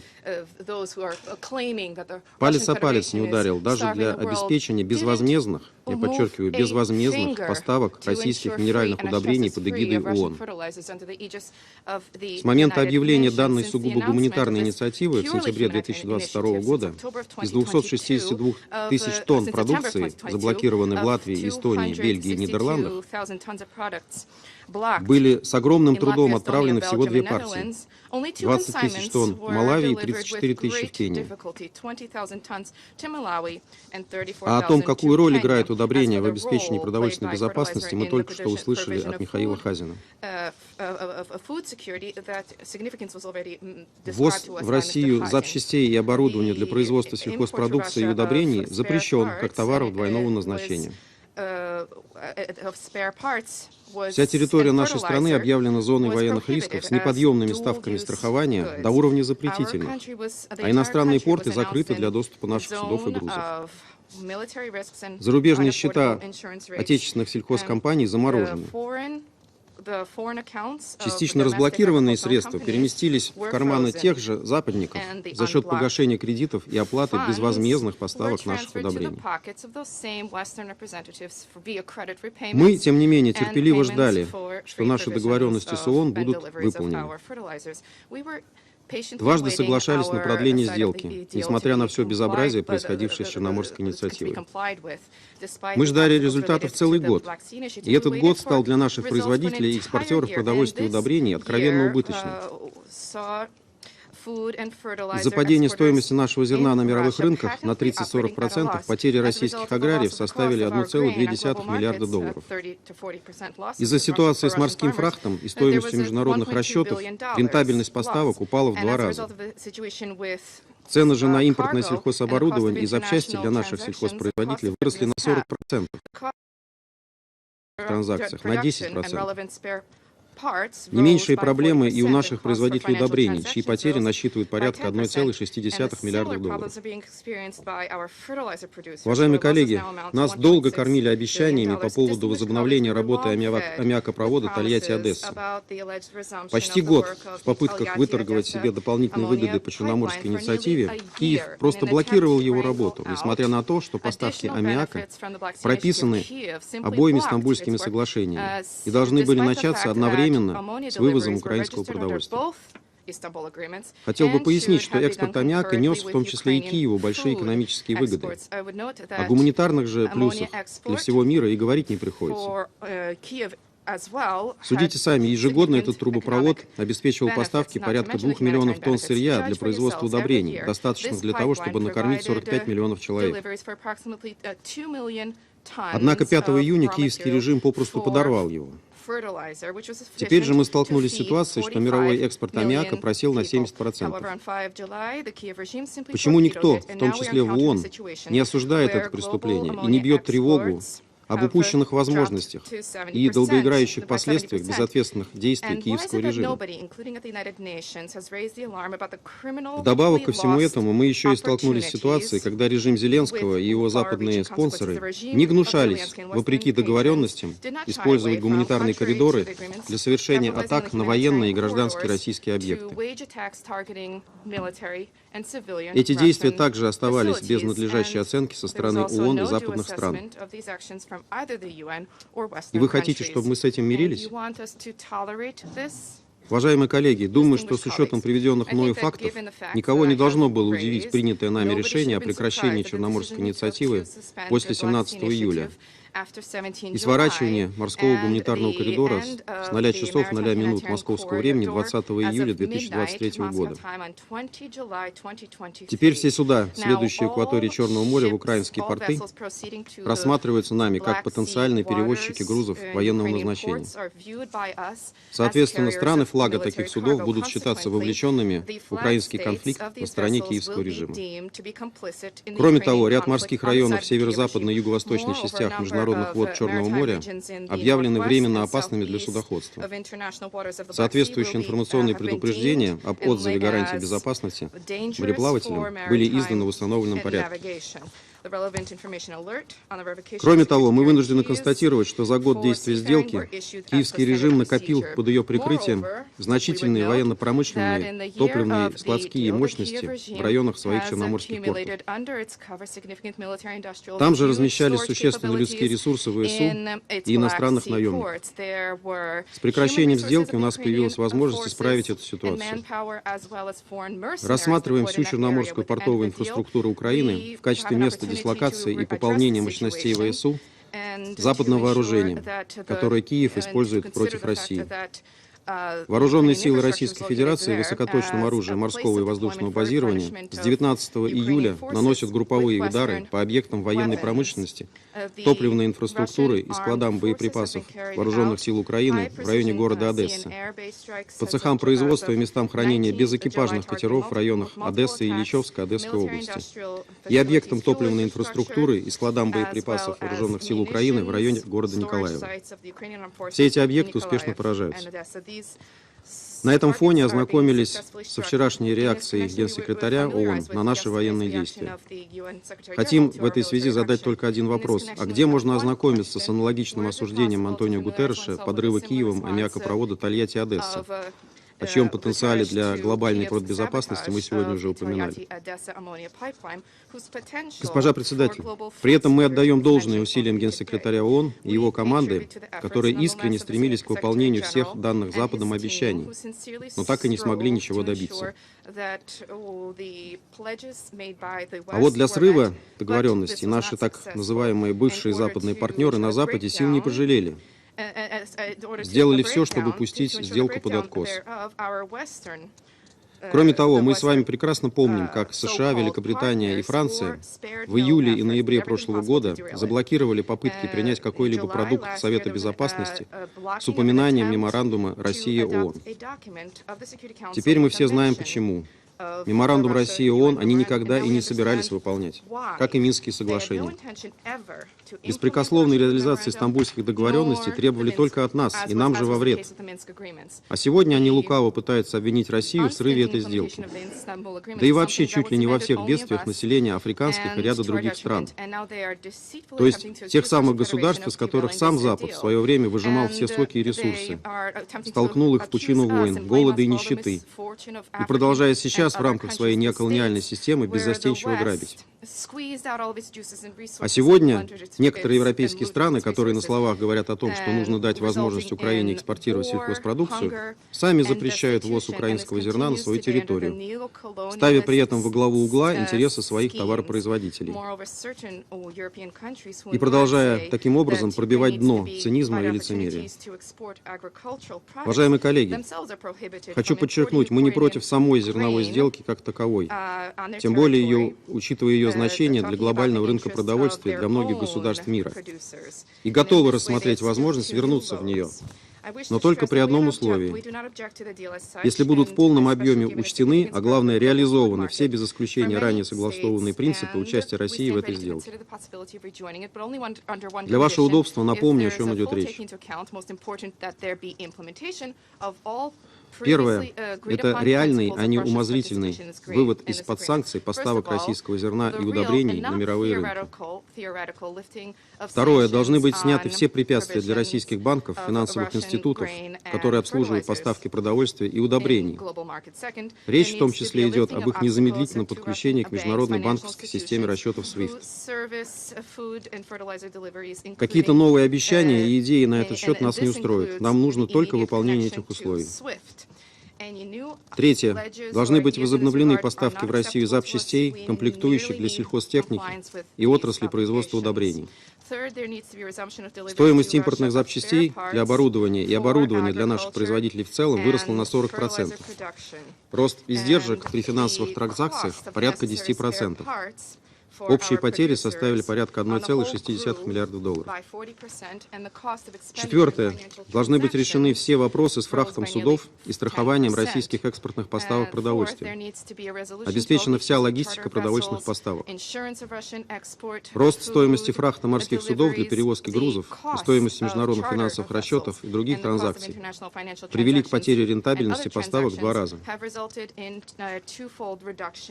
Пятое. Должны быть обеспечены беспрепятственные условия для расширения поставок российских удобрений, сырья для их производства. В том числе должна быть восстановлена работа аммиакопровода Тольятти-Одесса. Шестое. Должны быть разблокированы российские активы, связанные с сельхозотраслью. Наконец, седьмое – это восстановление изначального гуманитарного характера зерновой сделки. Она должна работать в интересах нуждающихся стран, а не делать богатые страны еще богаче. Уважаемые коллеги, как только все эти условия будут выполнены, мы незамедлительно вернемся в зерновую сделку. Именно их выполнение станет вкладом западных государств в обеспечение международной продовольственной безопасности. Пока же все, что мы видим и слышим, это лишь демагогия и лицемерие. Благодарю за внимание. I thank the representative of the Russian Federation for their statement, and I now give the floor to the representative of Brazil. Thank you, Madam President. Madam President, dear colleagues, I thank Ecuador and France for the initiative to convene this meeting. I also thank USG Griffiths and USG DiCarlo for their updates on the situation on the ground, and Mr. Kazim for his briefing. Brazil has seen with great concern the attacks of recent days against facilities on the Black Sea coast. Destruction of civilian infrastructure is against international humanitarian law and should not be used as a tool by any conflicting part. While deeply regretting the discontinuation of the Black Sea Grain Initiative, we encourage the parties involved in this particular negotiation process to keep seeking mutually beneficial solutions that can prevent further aggravation of food insecurity in the world. The conflict in Ukraine has caused considerable human suffering, not only in the fighting zone, but also in distant regions. Since its beginning, we have warned of its impact on developing countries, which are more vulnerable to rising food, fertilizer, and energy prices. Madam President, throughout the dozens of meetings already held by this Council since the opening of hostilities, we have heard repeated demands for developing countries to take a position on one side of the war. However, those who make these demands do not seem to listen carefully to the positions that have been presented here and elsewhere on the complex causes and worldwide consequences of the conflict. Earlier this week, at the General Assembly debate on the situation of Ukraine, the representative of a member state rightly observed that the voices of the Global South must be heard. Amidst the diversity of views among member states of our organization, there is a message consistently being repeated. It is high time to put an end to war and limit as much as possible its collateral effects. We encourage all parties to resume negotiations on the Black Sea Initiative and urge those parties to refrain from actions that could disrupt the unimpeded flow of food and fertilizers. Brazil expresses its sincere appreciation and support for the mediation efforts of the Secretary General and the government of Turkey, and hopes that the parties will show the necessary flexibility to revive the spirit of the Istanbul agreements. We reiterate our call for the de-escalation of hostilities and the opening of peace negotiations based on respect for Ukraine's sovereignty and territorial integrity and recognition of the legitimate security concerns of all. Achieving this goal is our common responsibility under the United Nations Charter. Thank you. I thank the representative of Brazil for their statement. I shall now make a statement in my capacity as the representative of the United Kingdom. I'd like to start by thanking Under-Secretary General DiCarlo and Under-Secretary General Griffiths for their briefings. My Foreign Secretary said on Monday in this chamber that Russia's termination of the BSGI was taking food out of the mouths of the poorest people across the world. 64% of the 33 million tons of grain exported under the deal went to low and middle income countries. Unsurprisingly then, Kenya called Russia's withdrawal a stab in the back of countries in the Horn of Africa already impacted by drought. Russian missile attacks on Odessa, Chornomorsk and Mykolaiv destroyed over 60,000 tons of grain. That's enough to feed 270,000 people for a year, or to double WFP shipments under the BSGI to Sudan and Somalia. Russia has destroyed dock equipment, making it harder to load grain on ships. And now Russia has gone further, burning food at the dockside and making threats to murder civilian sailors. There is no possible justification for these punitive acts. Moreover, Russia has benefited from the deal. Russian food exports are significantly above pre-war levels, Russian food and fertiliser exports have never been sanctioned. The UK has worked with its banking and insurance sectors to facilitate transactions, and the UN has worked tirelessly to address Russian concerns. We know that Russia's so-called reasons for ending the deal are nonsense. Ukraine has made no demands. As Foreign Minister Kuleba said in this room, Ukraine wants nothing more than to make its food available to the world. Up to 24 million tons of Ukrainian food may now not reach world markets because of Russia. Russia's actions have already raised prices with immediate impact on the world's poorest and hungriest people. And Russia's latest demands are tantamount to holding the world starving hostage. We thank Turkey, the UN and Ukraine for their efforts to protect the deal.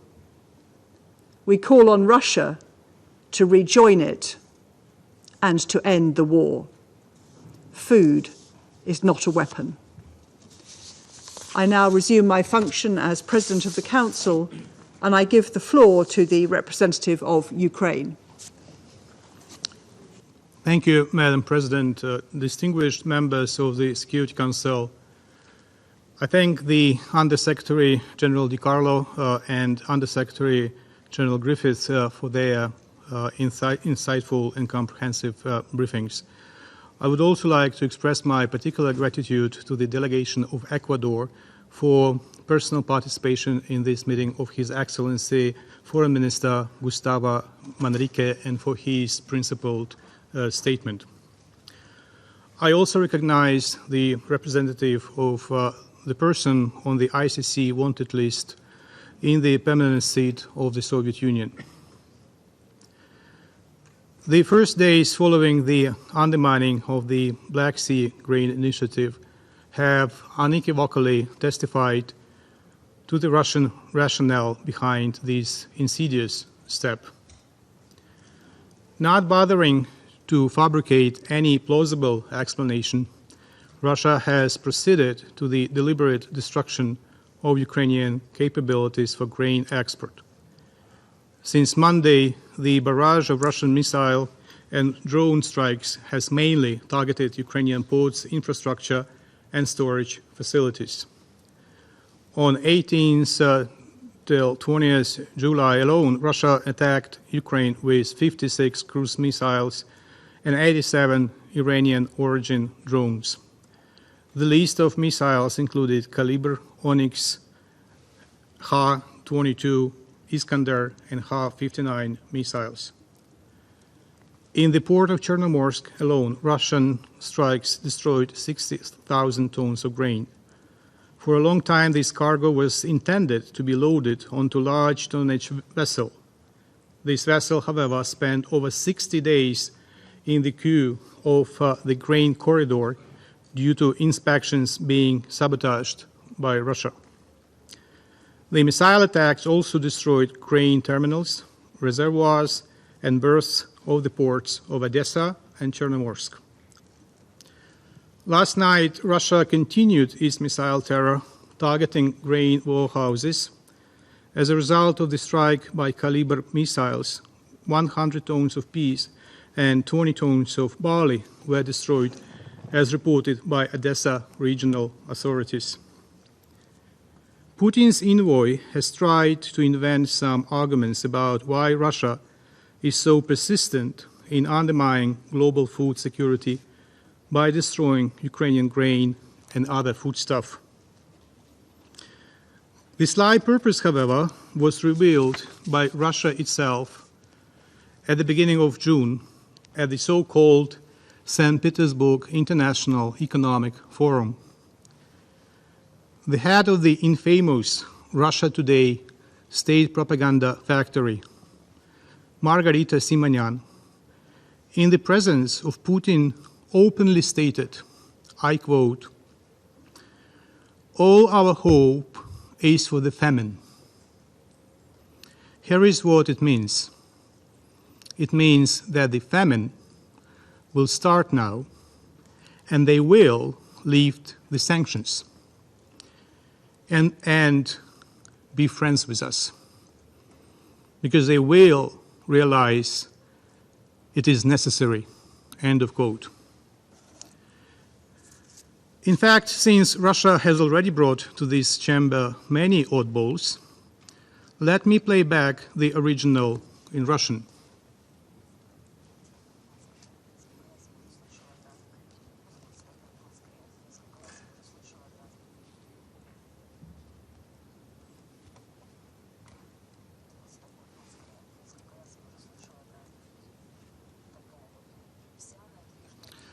Right. I'm sorry for the technical difficulties. I will give it to you. I will send the original video to you later on. But anyway,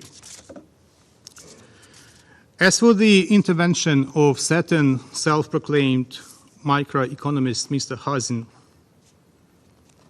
I'd like to refer him to the famous lecture of Professor Harry Frankfurt on humbug. And I quote, He does not reject the authority of the truth, as the liar does. He pays no attention to it at all. By virtue of this, Mr. Hazin's statement is a greater enemy of the truth than lies are. The current actions of Russia only serve to confirm that she was indeed heard. According to expert assessments, further attacks on Ukrainian ports, increased risk to industrial complexes, and the inability to export grains by sea routes will lead to further increase in prices for corn and wheat in the short run. There is also a risk of the suspension of operations at several Ukrainian oilseed processing plants and a reduction in the processing pace of sunflower seeds and rapeseeds, which will significantly impact global prices for sunflower oil. The terror nature of this shelling is aggravated by the fact that such missiles as Onyx and Ha-22 are designed as anti-ship missiles to be launched from the Bastion P ground-based coastal defense system. They have low precision against ground targets. At the same time, it is difficult for Ukrainian air defense to detect and shoot down such missiles as they approach targets at high speed and low altitude. The low accuracy of anti-ship missiles leads to tragedies like that one that occurred on 20th July in Mykolaiv, where a Russian missile hit a residential building, killing a married couple in their apartment and wounding another 19 civilians, including 5 children. Fatalities among civilians were also recorded in Odessa, which sustained heavy missile shelling in recent days. Distinguished colleagues, on July 19, 2023, the Ministry of War of Russia declared that the Russian Federation would attack all merchant vessels in Black Sea waters headed to Ukrainian ports. In fact, the representative of Putin's regime has already repeated the same statement here in today's meetings. Russia's threats to use force against civilian vessels, regardless of their flag, merits strong condemnation. They are an attack on freedom of navigation throughout the world. Russia's intentions to consider foreign vessels as military targets grossly violates its obligations under international law and to all states that conduct peaceful navigation in the Black Sea. According to the UN Convention on the Law of the Sea, merchant vessels of states not involved in an armed conflict have the right to free and peaceful navigation, which is not considered an act of aggression. Norms of international humanitarian law prohibit any attacks against vessels of neutral states if they do not engage in belligerent acts or do not support military efforts. There is no basis to believe that merchant vessels of foreign nations are supporting military efforts simply by exporting grain to other countries that need it in order to avert the threat of hunger. Russia's action cannot be justified by any norms of international law, including the belligerent's right to blockade. Russia's declaration has no legitimate direct military objective. Instead, it is intended to intimidate neutral states. Russia's declaration covers the entire Black Sea, not just an area immediately around Ukrainian ports, and moreover, does not make exceptions for medical and other humanitarian considerations, as is required by the laws of naval warfare. Madam President, lacking any credible argument to justify what could not be justified, its attacks on the right of people throughout the globe to food, Russia continues to cynically claim that this initiative was a commercial endeavor, not a humanitarian one. I'm not going to focus on the moral aspects of such claims from a state that increases its revenues by stealing Ukrainian grain from the occupied territories, which then ends up on the global markets. At the same time, I will remind the Council of the figures mentioned by the Secretary General in his statement of 17th of July. The initiative that ensured the safe passage of over 32 million tons of food commodities from Ukrainian ports and helped to reduce food prices by over 23% since March last year. The World Food Programme has shipped more than 725,000 tons to support humanitarian operations, relieving hunger in Afghanistan, the Horn of Africa, and Yemen. Russia's withdrawal from the grain initiative and its constant cynical attacks on Ukrainian port infrastructure, navigation means, and grain terminals are nothing else but Russia's attempts to eliminate a market competitor, deliberately raise world food prices, and make profit at the expense of millions of people around the world. We call on our partners to fully support Ukraine's initiative to establish a humanitarian maritime corridor in the Black Sea. The humanitarian corridor will restore vital food supply routes to the regions that need them the most. We call on the international community to condemn Russia's actions and take appropriate measures to ensure the safety of navigation in the Black Sea as a guarantee of food security around the world. In the words of my president, Russian terrorists want to become exemplary in the way they destroy life. We will become exemplary in the way we protect life and in the way life then responds, justly and inevitably, to every blow inflicted on every terrorist. Before I end, I would like to use this opportunity to make a formal request to the representatives of the Secretary General present in this chamber. I ask them to draw the attention of the relevant UN officials, in particular the Special Representative of the Secretary General on Children and Armed Conflict, to the public confession of the officials of the Belarusian National Red Cross Committee,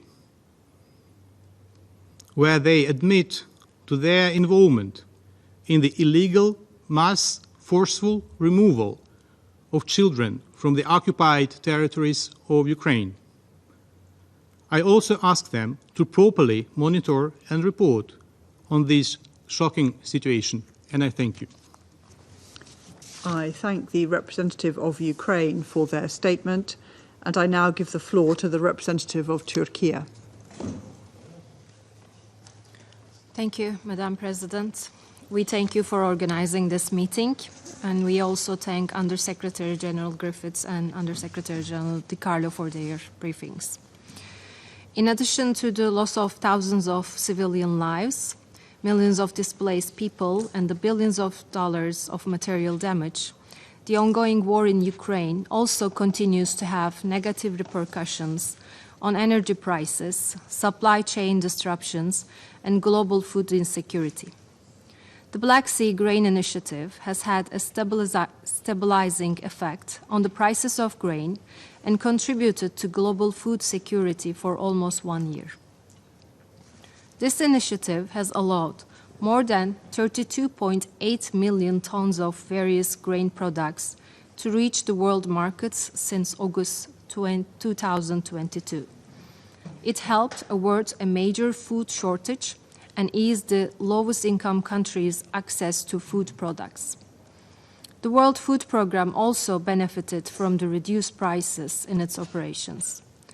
Therefore, the resumption of the Black Sea Initiative remains crucial as part of common endeavors to fight global hunger and ensure stable food prices for consumers everywhere.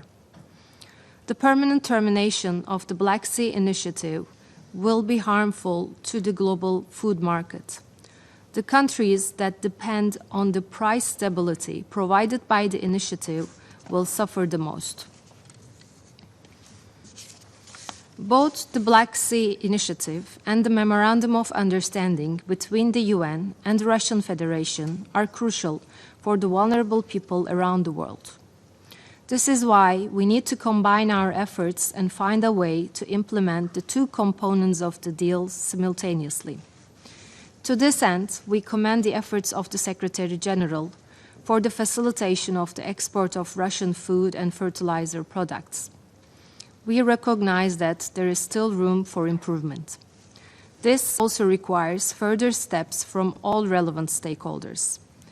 We must be mindful that the world's most vulnerable communities depend on a compromise we would devise to revive the initiative.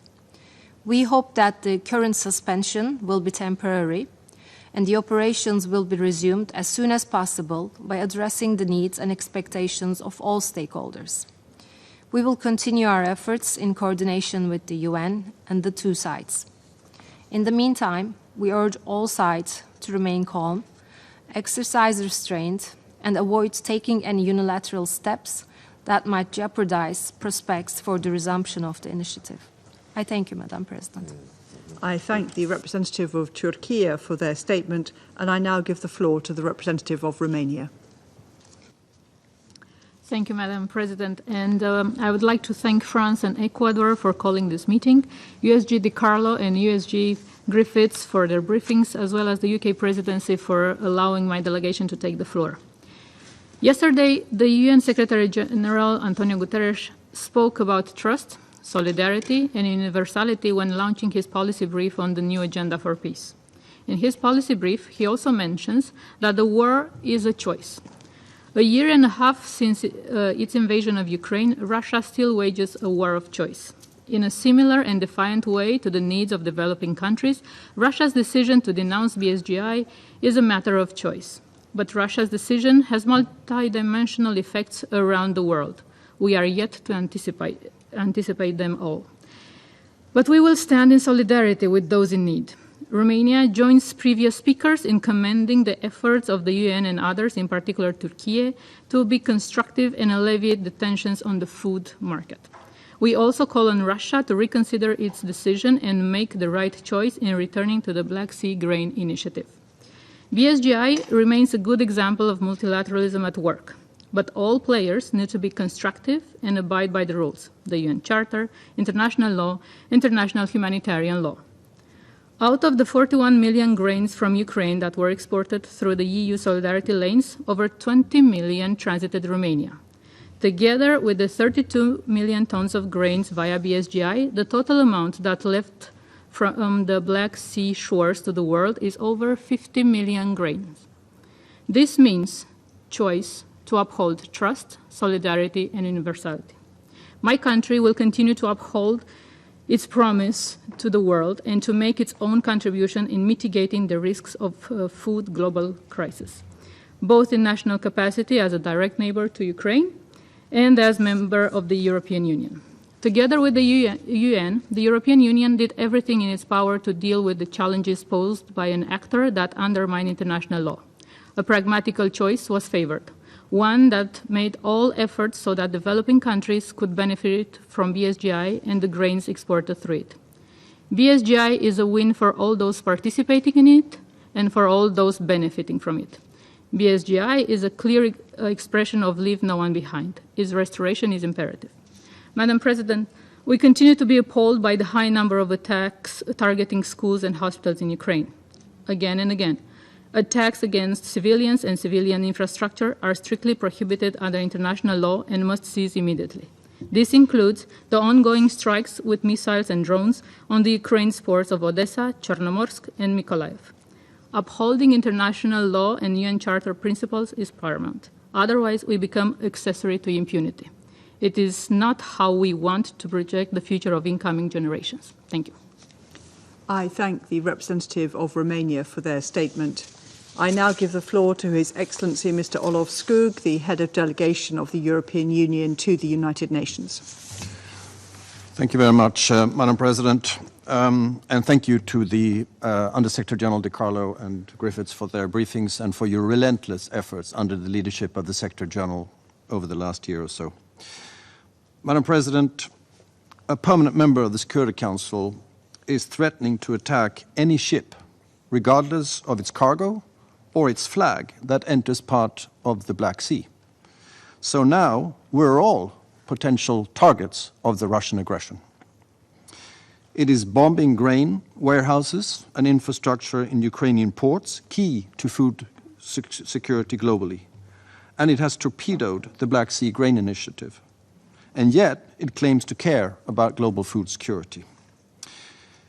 Madam President, the EU condemns Russia's choice to terminate the Black Sea Grain Initiative. It further aggravates the global food crisis and it causes price increases for foodstuff globally. Hundreds of millions of already vulnerable people, in particular in Africa, will pay the price. We commend the efforts of the United Nations and Turkey to continue engaging in a constructive dialogue, and we call on Russia to reconsider its withdrawal. Any arrangements have to include Ukraine. Since withdrawing, Russia has bombed port infrastructure, as we've heard, in Odessa, Chernomorsk and Mykolaiv, causing civilian casualties, including children. According to reports, more than 60,000 tons of grain destined for exports were destroyed on Wednesday. Russia has threatened to attack grain shipments passing through the Black Sea. This is completely unacceptable. The inconvenient truth that Russia wishes to hide is that it is benefiting from higher global food prices. Publicly available data demonstrate that Russian grain exports have reached record volumes. From 1st of July 2022 to 30th of June 2023, Russia's wheat exports reached 44.7 million tons, more than 10% higher than the average for previous years. Its fertilizer exports are nearing full recovery.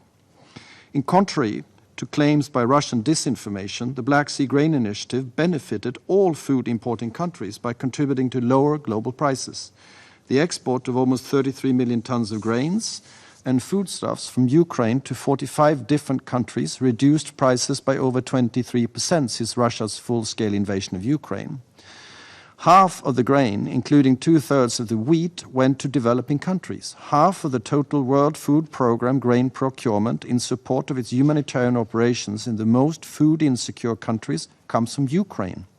Without the Black Sea route, the WFP will have to source its assistance elsewhere at a higher cost.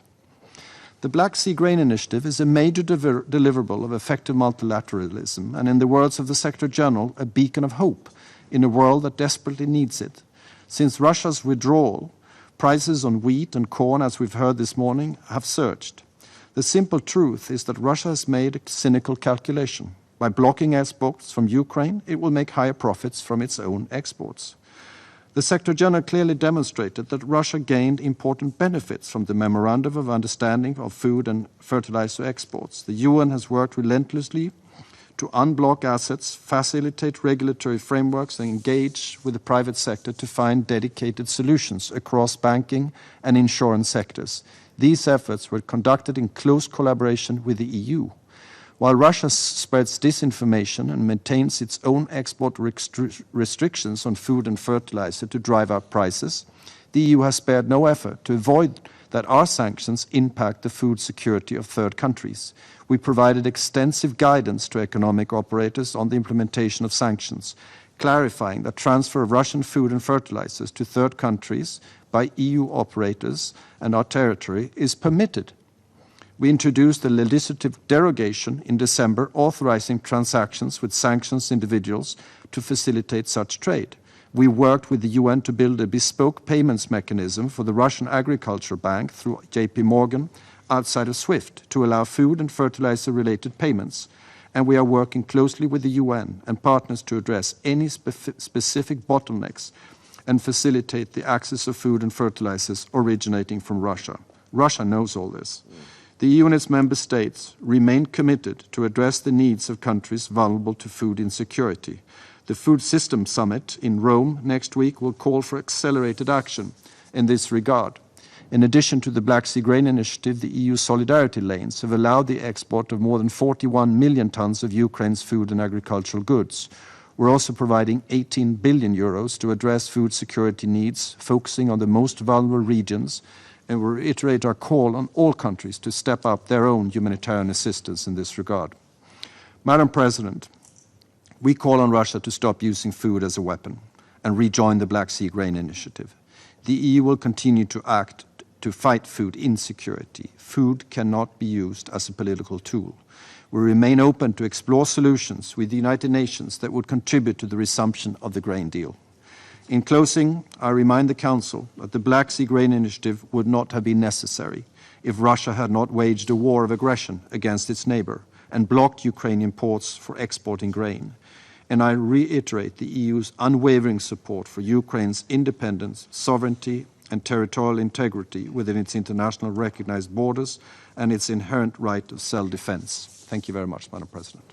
I thank His Excellency Mr. Skoog for his statement. There are no more names inscribed on the list of speakers. The meeting is adjourned.